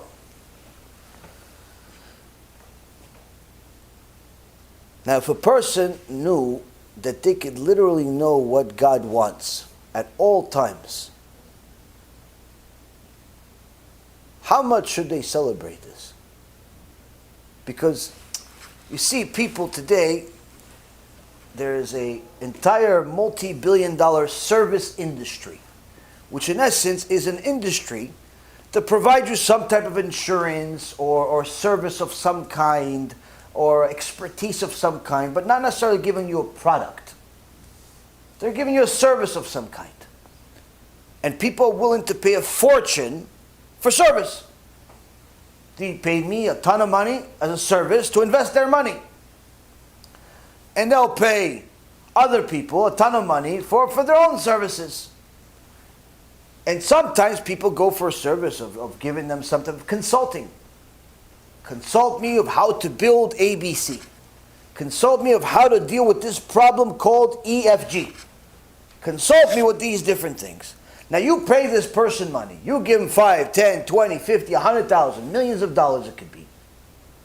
But in reality, he can't guarantee that his advice will work. And you tell, what do you mean you can't guarantee? I'm paying you $100,000 for the service. He says, yes, you're paying me. I'm working hard to give you the best possible advice. Okay, so why can't you guarantee it? You know what he's going to tell you? I'm not God. I'm not God. I can't guarantee nothing. Today, this advice is the right advice based on my 20, 30, 40, 50 year experience. Based on the current laws, based on the current conditions, based on the current situations, based on the certain circumstances available. This is the best I can offer you, and this is what I'm doing it for, how much money. Now, as far as guaranteeing everything I say is going to work, I can't do it. Why? I'm not God. Can't guarantee nothing. Guess what? God says, I can guarantee. I can. You come to me, I guarantee. How? You come to me. You come to HaKadosh Baruch Hu. You see what Torah says about ABC, about EFG, about any issue that you have. You come to someone that has serious Yirat Shamayim and you listen to everything he says in accordance to the Torah. And you do it. HaKadosh Baruch Hu says, I'm signing off on it. This is why the few people that know what Kedusha is, know what Talmidei Chachamim are, weren't surprised when Rav Kanievsky told a yeshiva bachur, or Rosh Yeshiva actually, that he doesn't need to wear a mask, there's no need to wear masks. If it's just going to delay his studies and interrupt and so on, there's no need. No need for that particular person. I don't think he said it for a whole world, but that particular person. And the people that don't have any emunat chachamim, any belief in chachamim, any understanding what chachamim are, like, oh, how could he take it on himself? How does he know? What does he do? Look, he got corona now. All this nonsense that's in the air, all this tum'ah that's everywhere. A person that understands what the value of a chacham is, to HaKadosh Baruch Hu, knows that Hashem loves the chachamim so much that even if they say something that's incorrect, not on purpose, but you ask him, should I buy this house or should I not? According to their understanding of the Torah, according to their understanding of you, according to their understanding of the circumstance, they say yes. They say yes. But in reality, it was supposed to be a no. Why no? Market was going to crash. This was going to happen. Sewer was going to back up. All types of things.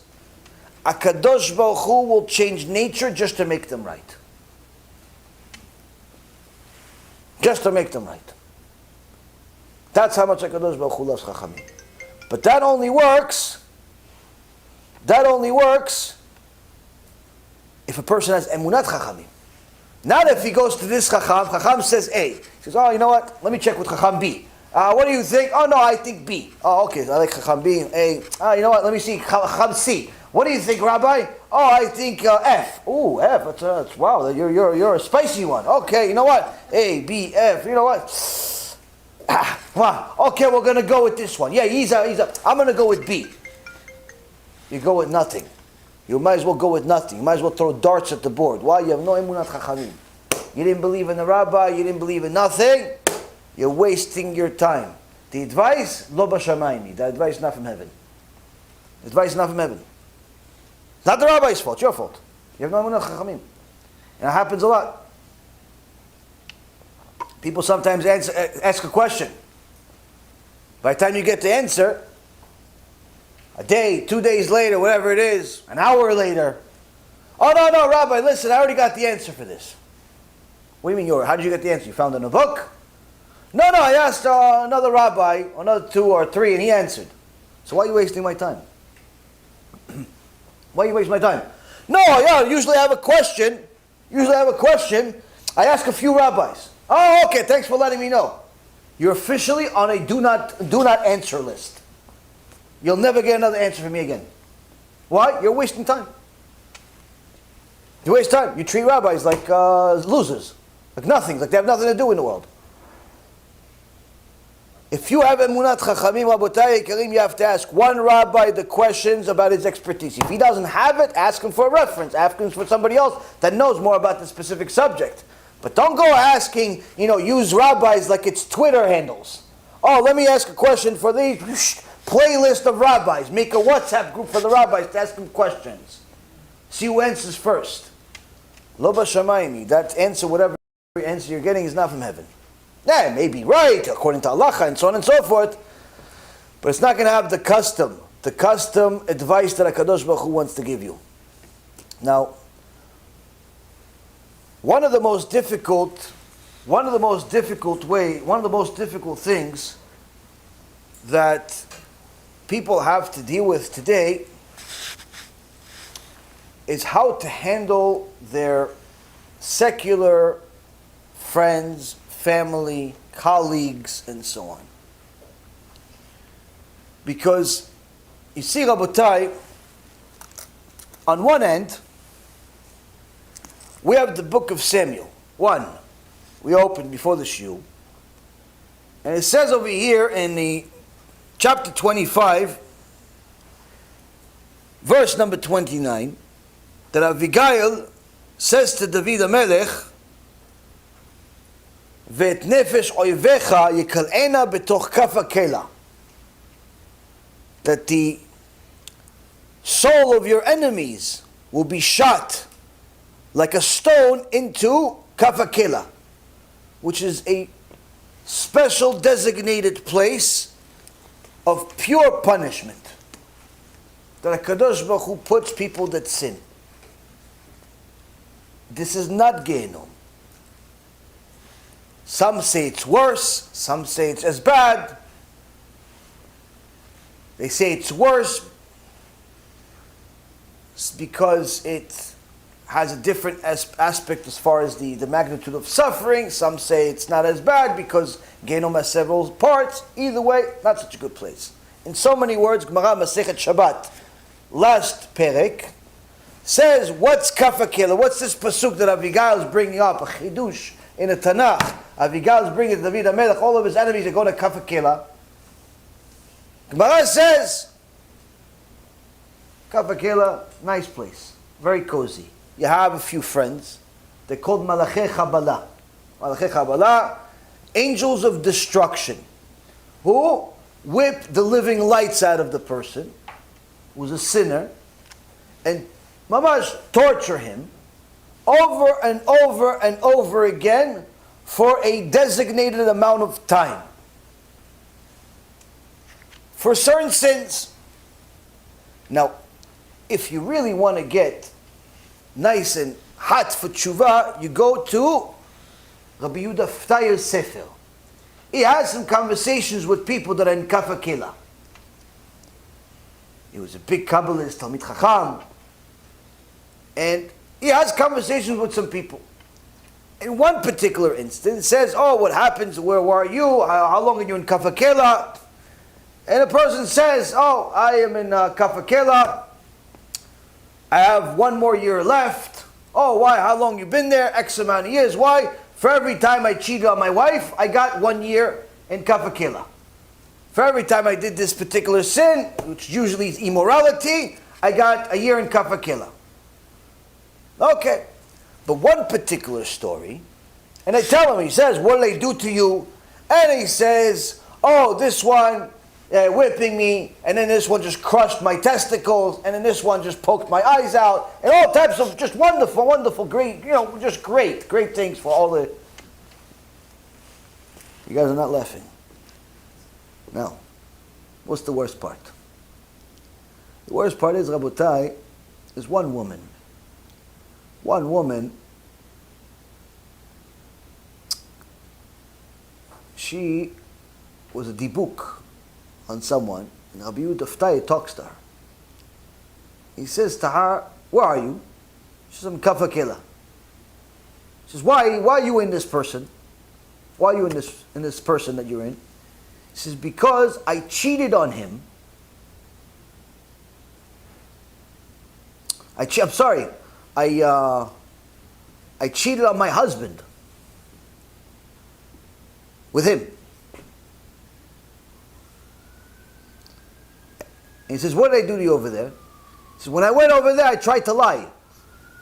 He asked me, did you sin with him? I said, no.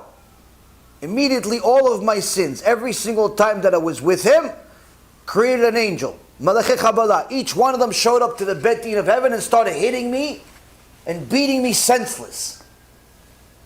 Then I said, okay, I'm sorry. I did do it. And then they asked me, how many times did you cheat on your husband with him? And I started crying, I don't know. And they didn't hit me because they knew in my heart, I honestly didn't know how many times. So how long you're there? So I'm there for a long time. So they tell you when you're leaving? I said, no. Don't tell me when I'm leaving. So why not? It says, because my sin still exists in the world. The sin that I made still exists in the world, and until it's completely annihilated from the world, my sentence will not end. Why? Because the sin bears fruit. Bears fruit. If a guy was, let's say, for example, with a woman, right? Guy was with a woman, she's married. The second he's with her, she's married to somebody else. Every single time she is with the husband, obviously she cheated on the husband, but every time she goes back to her husband, it's a forbidden crime. Sentence continues. Bears fruit. Every time it's a sin, because she's not allowed to be with her husband anymore. So that sin bears fruit. Every time they add more punishment, until the sin stops. So now, on one end, we have this horrific place called Kafakela, which for some people ends after a short while, and then they go to Gehenom. For other people, it doesn't end. But point being, what kind of crimes? Crimes that people don't really see as a big deal today. In fact, there's an entire group of people that specifically like to go and find married women so they could be with. And there's an entire group of married women that like to go cheat on their husbands. And there's an entire group of married men that say to their wives, listen, honey, I'm going away with the guys. Why? I'm business, business. Each and every one of them doesn't think it's a big deal to cheat on their husbands and wives. HaKadosh Baruch Hu thinks it's a big deal. Why? It's kafakela. And they should read Rabbi Yaron Reuv's book and see what's going to happen to them. A little bit. What's going to happen, kafakela, what's going to happen to those people. Now, there's an entire group of people that think cheating, lying, stealing, all of these things are not such a big deal. Apparently, HaKadosh Baruch Hu disagrees. On the other end, we're taught today by the shepherds of the day that you should love everybody the same. And I tell you, ve'afta l'recha kamocha, you must love your brother like you love yourself. What about if he's a mechalel Shabbat? Love him. What if he's a thief in business? Love him. What if he's a liar, cheater? Love him. The shepherds tell you to love everybody. They said, look, Chabad accepts everybody. Look, Hasidus accepts everybody. Hashem loves everybody. There could not be a bigger lie in the world than that. The last part, at least.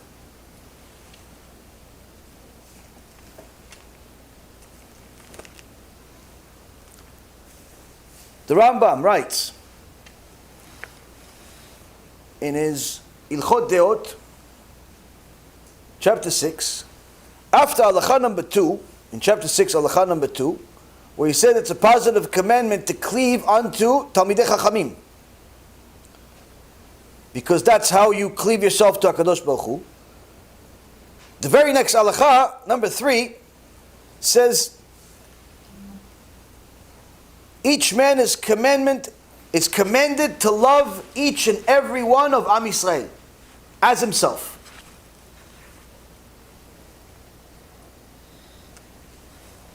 Mitzvah al kol adam le'ob et kol echad ve'echad miYisrael kegufo, shene'emar ve'afta l'reacha kamocha. So the Rambam paskins la'alacha that each man is commanded to love each and every one of Israel as himself, as it says in Leviticus chapter 19, verse 18, love your fellow man as yourself. And how do you love somebody? He gives you elaborates on it. לפיכך צריך לספר בשבחו ולחוס על ממונו, כאשר הוא חס על ממון עצמו ורוצה בכבוד עצמו והמתכבד בקלון חברו, אין לו חלק לעולם הבא. He says, therefore, one should speak praises of others, show concern for their money, just as he's concerned with his own money, and seek his own honor. Meaning, just like every time you do something good, you want people to say, Chazak u'Baruch. Right? You just finished the Masechet. You want everybody to say, hey, good job, man.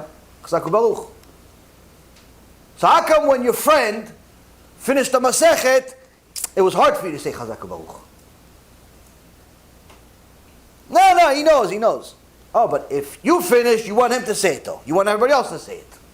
But for him, you have a hard time saying it. Your girlfriend just bought a new dress for a wedding. Nice, tznuah, beautiful dress. You saw it, but you walked away. No, she didn't see me. Why are you walking away? No, I don't want to talk to her. Why don't you want to talk to her? No, I don't want to. She's probably going to think I want to say, like, it looks nice. I won't tell her it looks nice. Why not? Why you have a hard time telling your girlfriend that she looks nice? You're not a guy, you're a girl, she's a girl, you're saying that she looks nice, your girlfriend, your friend, it's your sister. Why can't you tell her she looks nice? Because if you bought a new dress, you would want her to say, oh, wow, you look pretty. How come you have a hard time telling her she looks pretty? How come? He got a new job. How come you don't say Mazal Tov? They got a new house. How come you don't say Mazal Tov? They just had another kid. How come you don't say Mazal Tov? Why are you a hater? In so many words. Why don't you want to tell people Mazal Tov, good job, compliment them, praise them? But yet, you always use the excuse, no, didn't say it to me, or I wouldn't ask anyway, or they already know. The Rambam says, loving another Jew means you have to look for places to praise other Jews. Just like you would look for praise for yourself. Same thing when it comes to money. If you know you have a good deal in your hand, don't be one of these people that keeps the secret to himself. No, I don't want to advertise this person. Well, why not? Oh, I don't want them to steal my cleaning lady. Yeah, but she's a good price, she's a good cleaning lady. Why won't you share her? No, I don't want her to have that much work so she could just work for me. Where'd you get the car? No, don't worry about it. You could just get it from any company. You can get it from any company. But you got a good deal. You told me you only got it for $300 a month. I don't know. The guy called, said $500 a month. I want to get it from your guy. No, my guy's busy. I don't think the deal's available anymore. It was a one-time thing. It was just for me. Why? Why are you keeping all the good stuff to yourself? Loving another Jew means you have to share. Share all the good, not just the bad news. Not just a campaign that you're broke but you need money so you need everybody else's help. Opposite. You have something good, share it. You have a good professional, share. You have a good business, share. You have a good product, share. You have a good idea, share. Yeah, but what if he opens a competition, a competing business next door to me? So what? What do you think? Kadosh Baruch Hu is going to take money from your pocket and give it to him? If you do, you're a kofel. If you see your competition, that's a fellow Jew, opening next door to you, you have emunah, go help him. Tell him, listen, Habibi, you're going to lose all your money here. Look, you bought all these goods. These are good stuff. I have the same thing in my store. But you probably what? Where'd you buy it from? You bought it from this company? No, they're charging you 25, 30% more. Get them for my guy. It's 20. You're going to save 25%. At least you're going to make some money. Wait, why would I help my competition? Because he's a Jew. That's why you help him. Because you're supposed to love a Jew. That's why you help him. Oh, It's like that? Yeah, it's like that.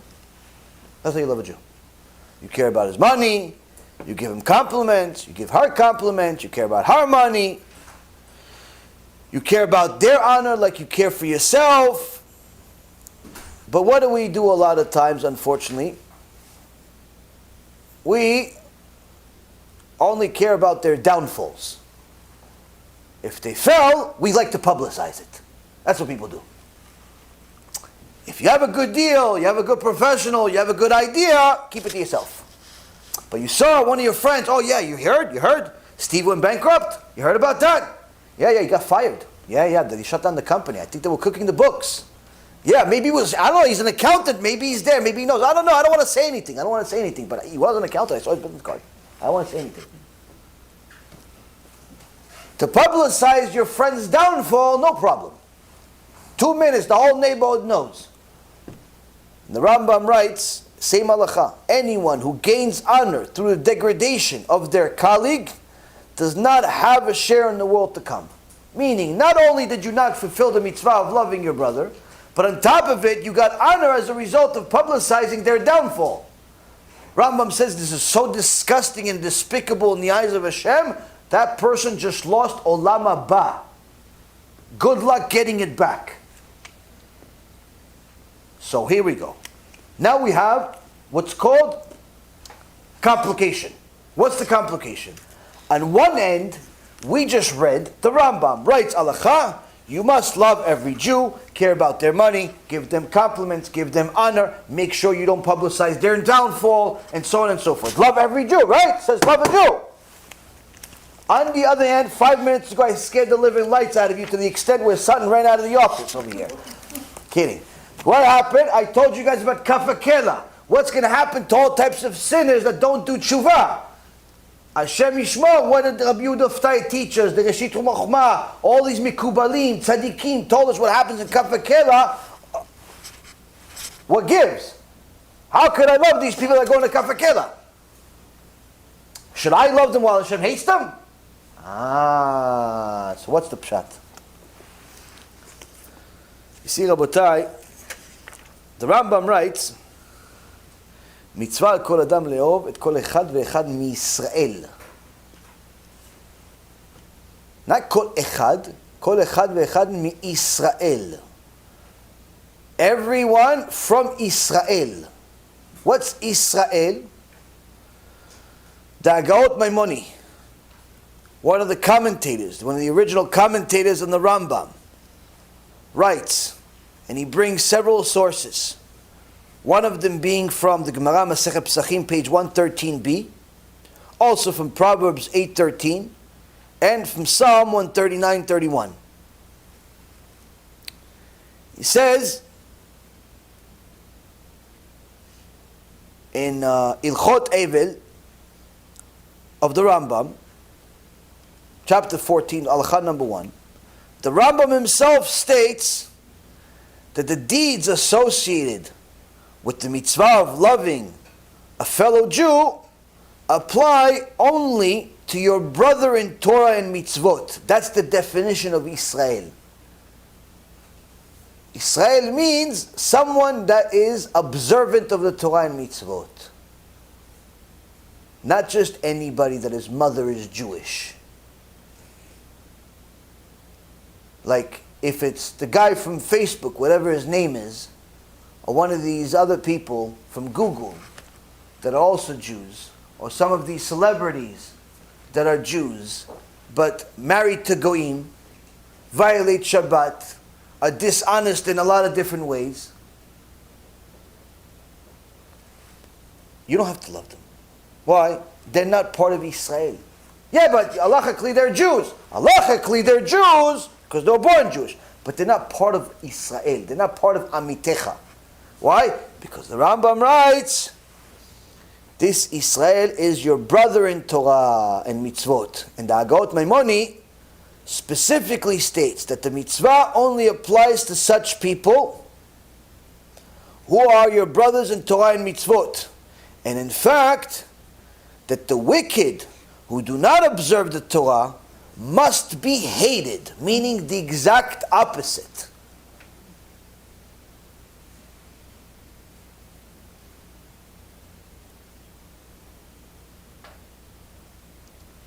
Now,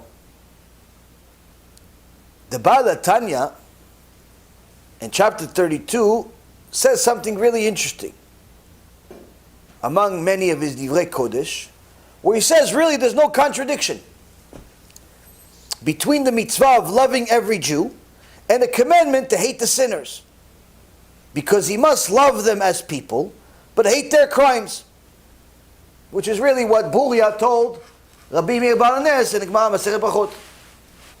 Now, where does the Agod Maimoni bring his sources from? Is that to hate people that are Mechalel Shabbat and so on and so forth. It's a big statement.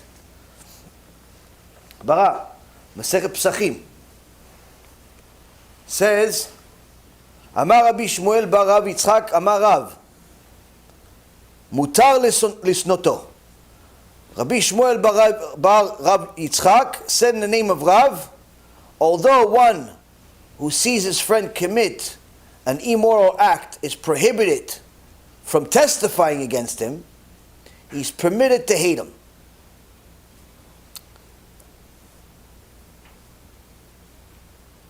Now, the Gemara says, wait, is he talking about a Jew? The Gemara says he's only talking about a Jew. Not talking about a Goy. There's no point of it being a conversation about non-Jews. He says, how is it allowed to hate a Jew? Isn't there a mitzvah, lo tishna et achicha bilvavecha, that you shouldn't hate your brother in your heart? How could you hate a Jew? How is it allowed? So the Gemara says,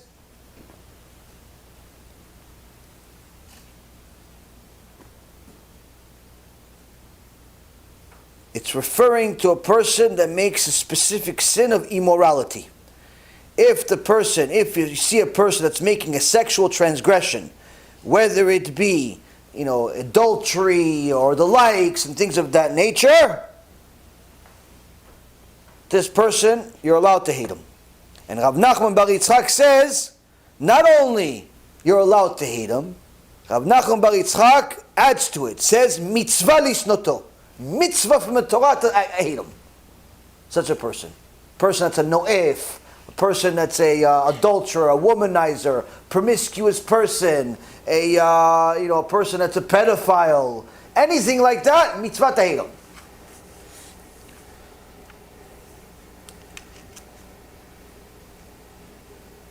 And he brings what source? And he brings a source from Tehillim. From Proverbs. Shene'emar yirat Hashem son'ot ra. That the fear of Hashem is hatred of evil. Like the way you express your fear of Hashem is by hating evil things. So here we have a source from the Gemara where it says that you're supposed to hate evil, but specific things. But the Agot Maimoni says, no, it's not just somebody that's immoral, but rather anybody that's a violator of the Torah. Not just someone that's immoral. And the Gemara over there elaborates that it says anyone that's makes a sin in public, not just sexually immoral, but someone that's perhaps a sinner, public sinner. Now, what about someone more modern? Who's better than the Chafetz Chaim? Rav Wasserman, Allah Shalom, his Rebbe. Chafetz Chaim, what did he say about this? Many people talk about Chafetz Chaim and Lashon Hara as if it's the only mitzvah he talked about. They don't know that Chafetz Chaim covered the entire issue between man and another man. What's the issues between them? Moral issues. Covered the entire Torah. Yishtabach Shemo. No one did as much as he did about the subject. Now, people think that Chafetz Chaim only talked about, you're not allowed to say Lashon Hara, not say Rechilut, like as if he just wrote 2 sentences and that's it.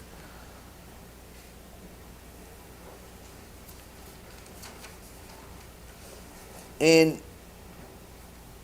a Sefer Chafetz Chaim, in Ilchot, Issur Lashon Hara. Issurei Lashon Hara. in the seventh klal, fifth section.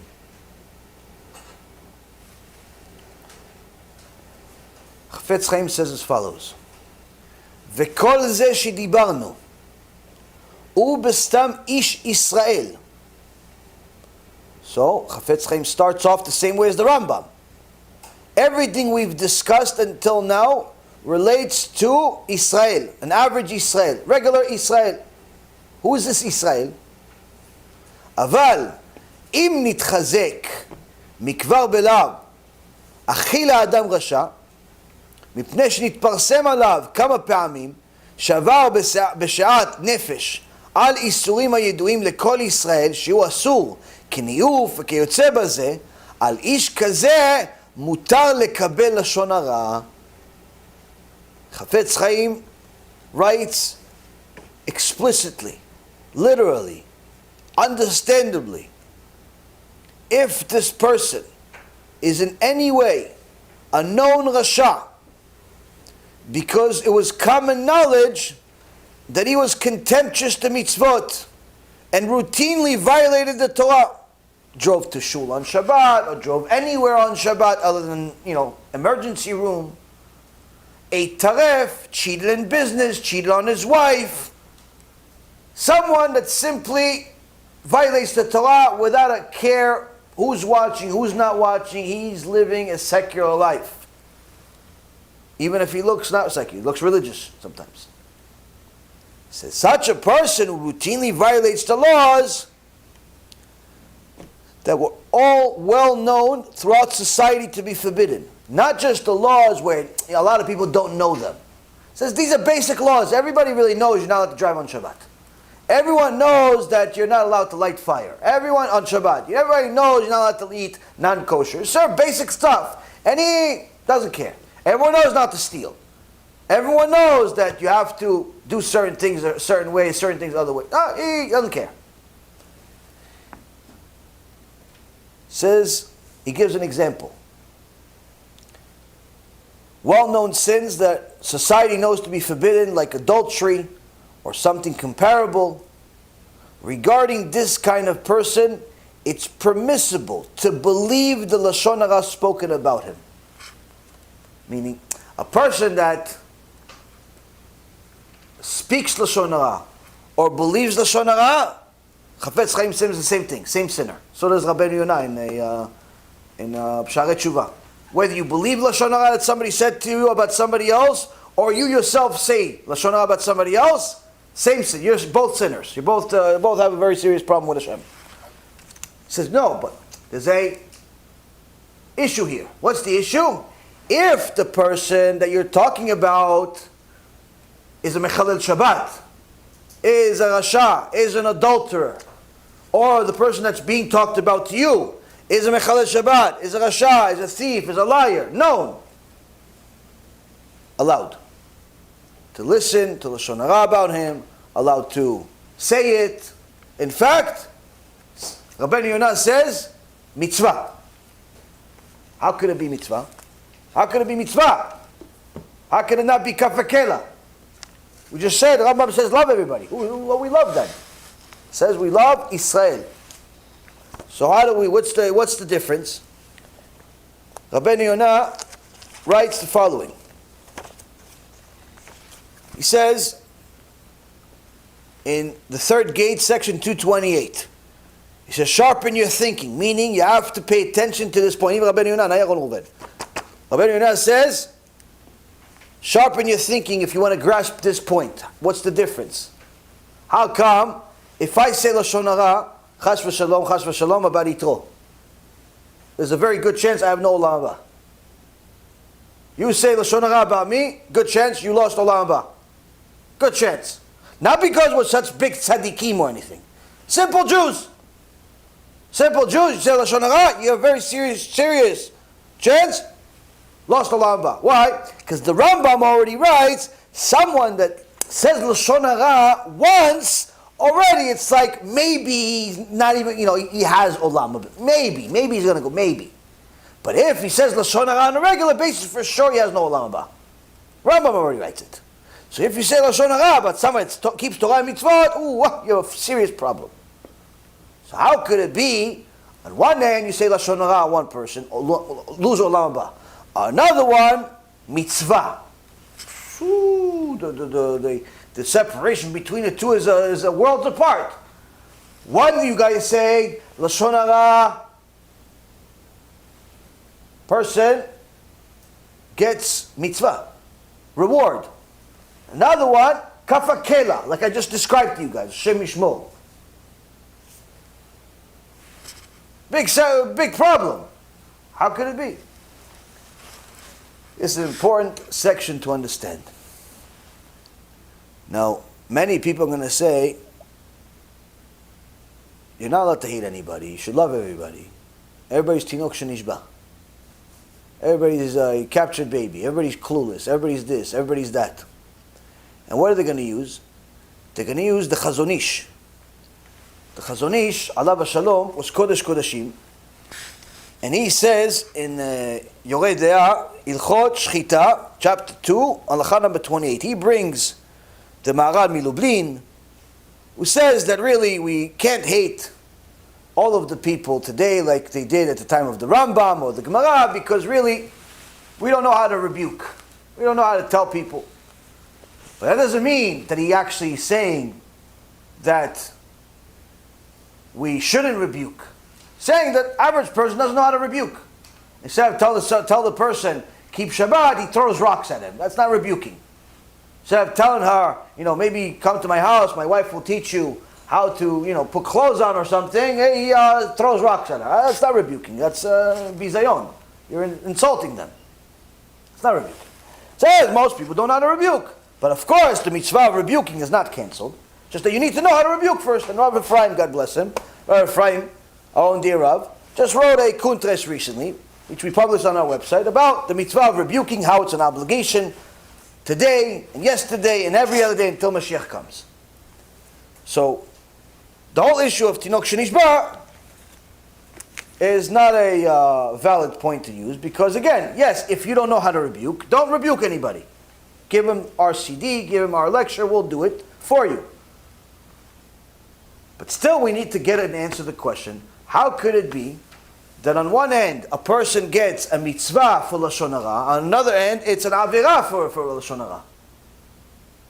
Reward, punishment, how could it be? So Rabbeinu Yonah 800 years ago gave us the answer. But he says if you want to understand this answer, you have to sharpen your mind. Meaning, wake up. And I'll read you his language. Now sharpen your thinking to grasp the primary principle involved here. We've already explained that it's permissible to speak degradingly about sinners because of the wrong in his hands, if it is known that he has not forsaken his behavior, such as the one who steals and robs or damages and harasses or embarrasses, besmirks and discredits another, and speaks Lashon Hara, and does not return the stolen items or pay the other for the damage he did, or ask the other to overlook his sin. Certainly, those who strive to do what is right will first and foremost speak to the sinner, perhaps through a rebuke, a reproof, that will bring him to do TeShuva from his evil behavior. If he absolutely refuses, then they must notify the public of his behavior and his activities. Now, if one catches a person on a malicious deed he has performed against another, and does not rebuke the person, and he recounts those deeds to other people, and he exposes the culpability of the sinner, and disparages his actions with many accusations, the relator of these deeds becomes a suspect in people's eyes, and he will be regarded as the one who speaks Lashon Hara. They'll even say, even if the matter is true, he should have rebuked the sinner first. Because he did not rebuke him from the outset, those who hear him will suspect him and declare that he would not dare say any of this in the presence of the one he accused, for he flatters him. So now, what the sage, Kodesh Kodeshim Rabbeinu Yonah, is in essence trying to tell us here. Mitzvah to publicize a sinner. Someone's a thief, someone's a liar, someone's an adulterer, someone's doing things against Hashem, against society.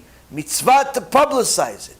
But surely, he says, you understand that before you publicize it, you have to go to him and rebuke him first, because hopefully he hears what you say.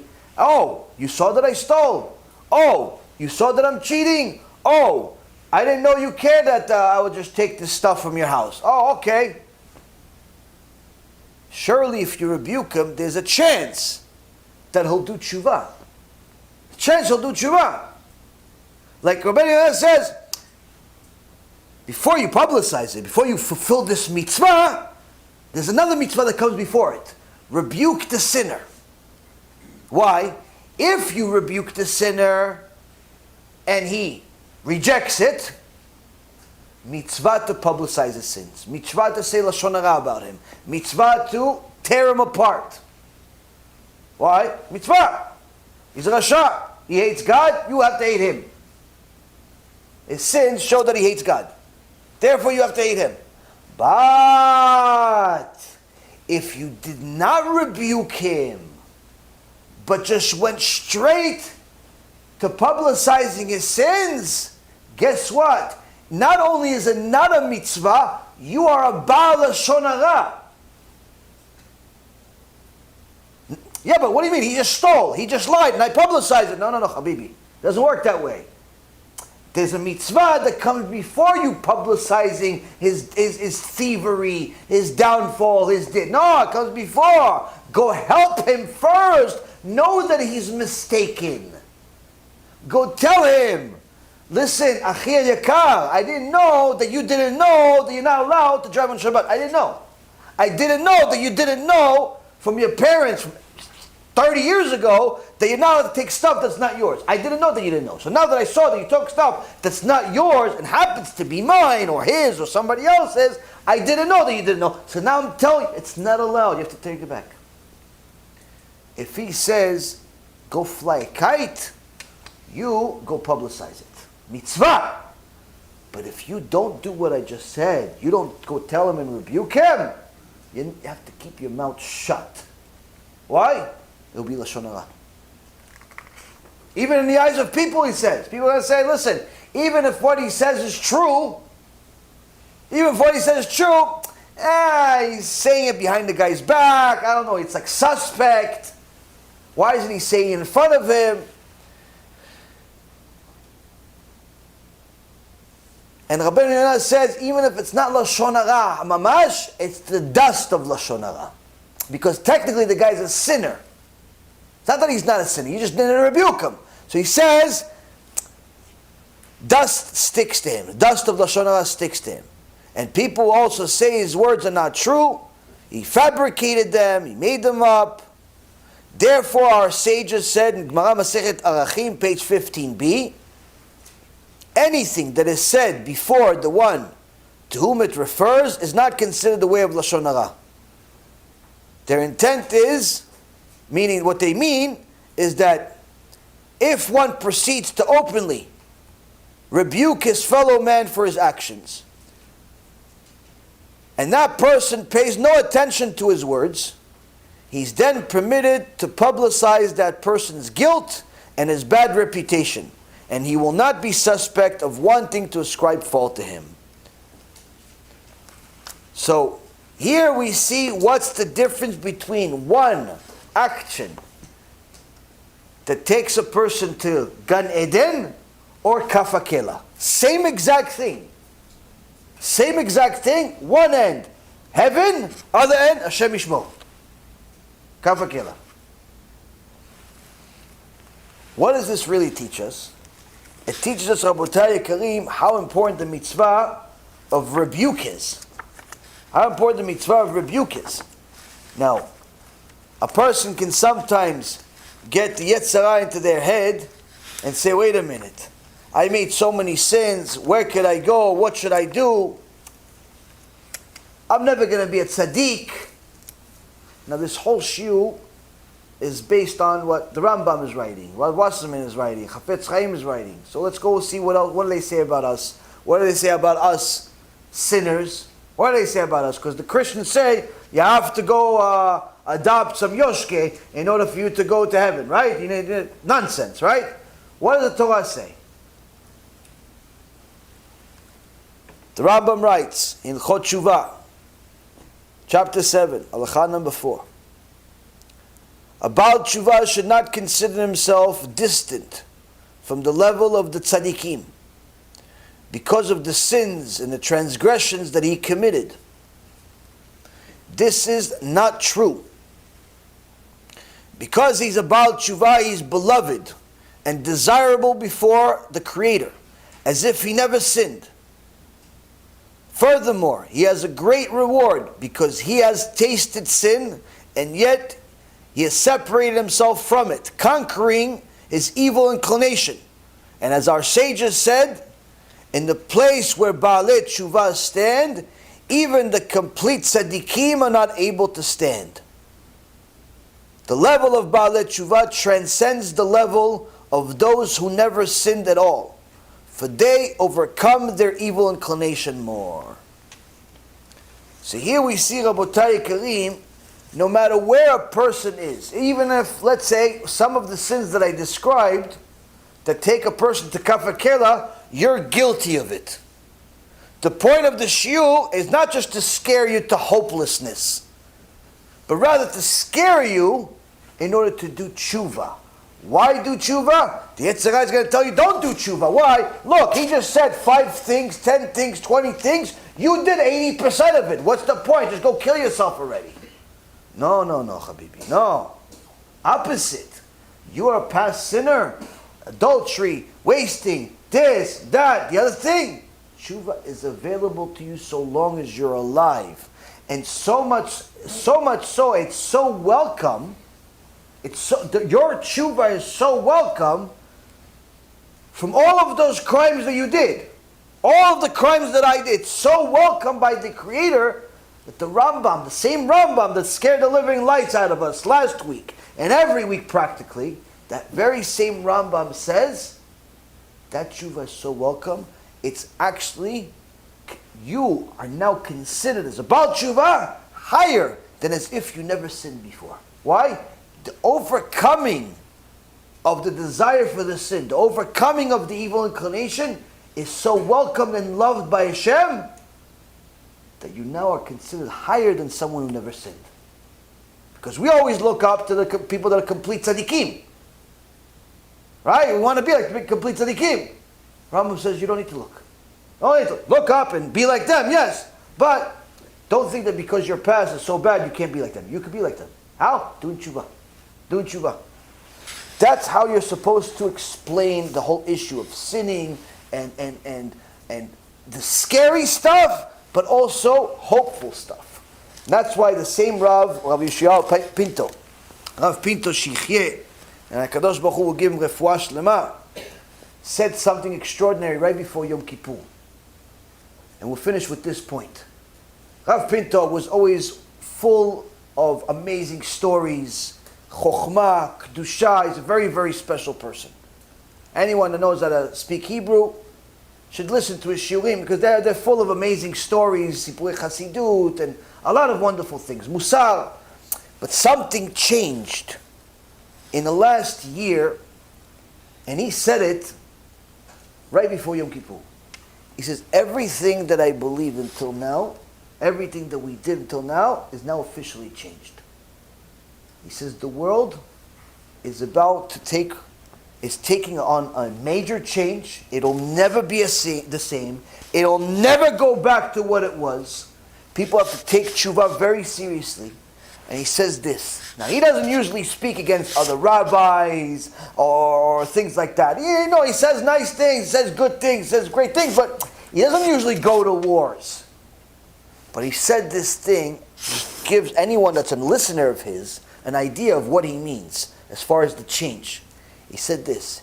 He says, in the past, it's always been a debate. whether this generation is a generation full of Tinok Shenishba, captured babies. No, he says, Rabbi Yashiv already paskin, there is no such thing as Tinok Shenishba. Everybody has internet, everybody has computers and TVs, and they know the synagogue exists. Yeah, maybe here and there, but generally speaking, it's very hard to find a real Tinok Shenishba. But then Rav Pinto says, but what wasn't taken into account is that this generation, Rav Pinto says, the rabbis are Tinok Shenishba. Says the rabbis are Tinok Shenishba. He says the rabbis of this generation do not know the basics of halacha, the basics of midrash, the basics of Gemara, the basics of anything to do with Judaism. They don't know anything. Now, if I say this, it's like every week. Every week I say this. It's like old news. Rav Wasserman has been telling us every week. Old news. But for someone like Rav Pinto to come out and say such a thing, trust me when I tell you, it's a big deal. Why? It's simply an acknowledgement that everyone at this point has to make. If you're going to be on the side of the emet and not the sheker, you have to face the reality. The reason why we're in this situation is for the same reason that Rav Wasserman said 80 years ago. It's the shepherds and nothing else. It's not the internet, it's not the goyim, it's not the economy, it's not Donald Trump or Biden or some other Rasha. It's none of that nonsense. It's simply the shepherds. Why? If we have shepherds that are good, they will lead us as sheep to the right place. If our shepherds are bad, they'll lead us to the wolves. That's it. And everyone at this point has to choose a side. Because the world is going to change whether you want to join or not. The world is going to make major changes, making major changes whether you realize or not. Now it seems like the time where people are going to have to start choosing sides. Where do you want to be? Tzadikim, Resha'im. Because it seems like I'm not going to be the only one or one of the few that's going to be vocal about it for much longer. Because it looks like others are realizing we're in deep trouble. And almost nobody's talking about it. Like everyone's saying, no, it's going to be okay, it's going to be okay. What okay? The world is collapsing. Judaism is collapsing. Christianity is prospering. Islam is prospering. It's like everything that we don't want to happen is happening and everything that we want to happen is not happening. Like, how is everything good? People are realizing, maybe I got to change the ingredients. Maybe I got to change something here. This is what Rav Wasserman already told us. Be'ezrat Hashem, if we didn't listen to him then, we listen to him now. And if we didn't listen to him now, what do you expect? We have a way to get to Olam HaBa, and we have a way to get to Kafakela. Based on my description and your facial expressions when I described it, I think you all want to go to Gan Eden and not Kafakela. There's nobody here who wants to go to Kafakela, right? Okay, Baruch Hashem. So Be'ezrat Hashem, none of us go there by doing the right things, by doing TeShuva, by learning Torah, by doing chesed, by doing all the good things that HaKadosh Baruch Hu gave us for our own good. And Be'ezrat Hashem, we have a Shana Tova Umetuka. I'll keep you guys posted in regards to the Hoshana Rabbah posting. It's going to be on live. And Be'ezrat Hashem, I'll see you again live next week. Baruch Adonai Le'olam. Amen ve'amen. Baruch Hashem, we've completed another year at Be'ezrat Hashem. Rabbi Ephraim and I are very proud to announce some major milestones that we've achieved, Be'ezrat Hashem, and with your help, our dear partners. Over 60 million minutes of our Torah has been watched over the last year. That's 1 million hours of Torah to help people do tshuva and get closer to Hashem. Over 300,000 CDs have been distributed around the world for free. We've also made over 1,000 lectures between the two of us, as well as also with Rav Chaim being added to the roster. Over 60,000 regular viewers are watching our Torah right now across the board.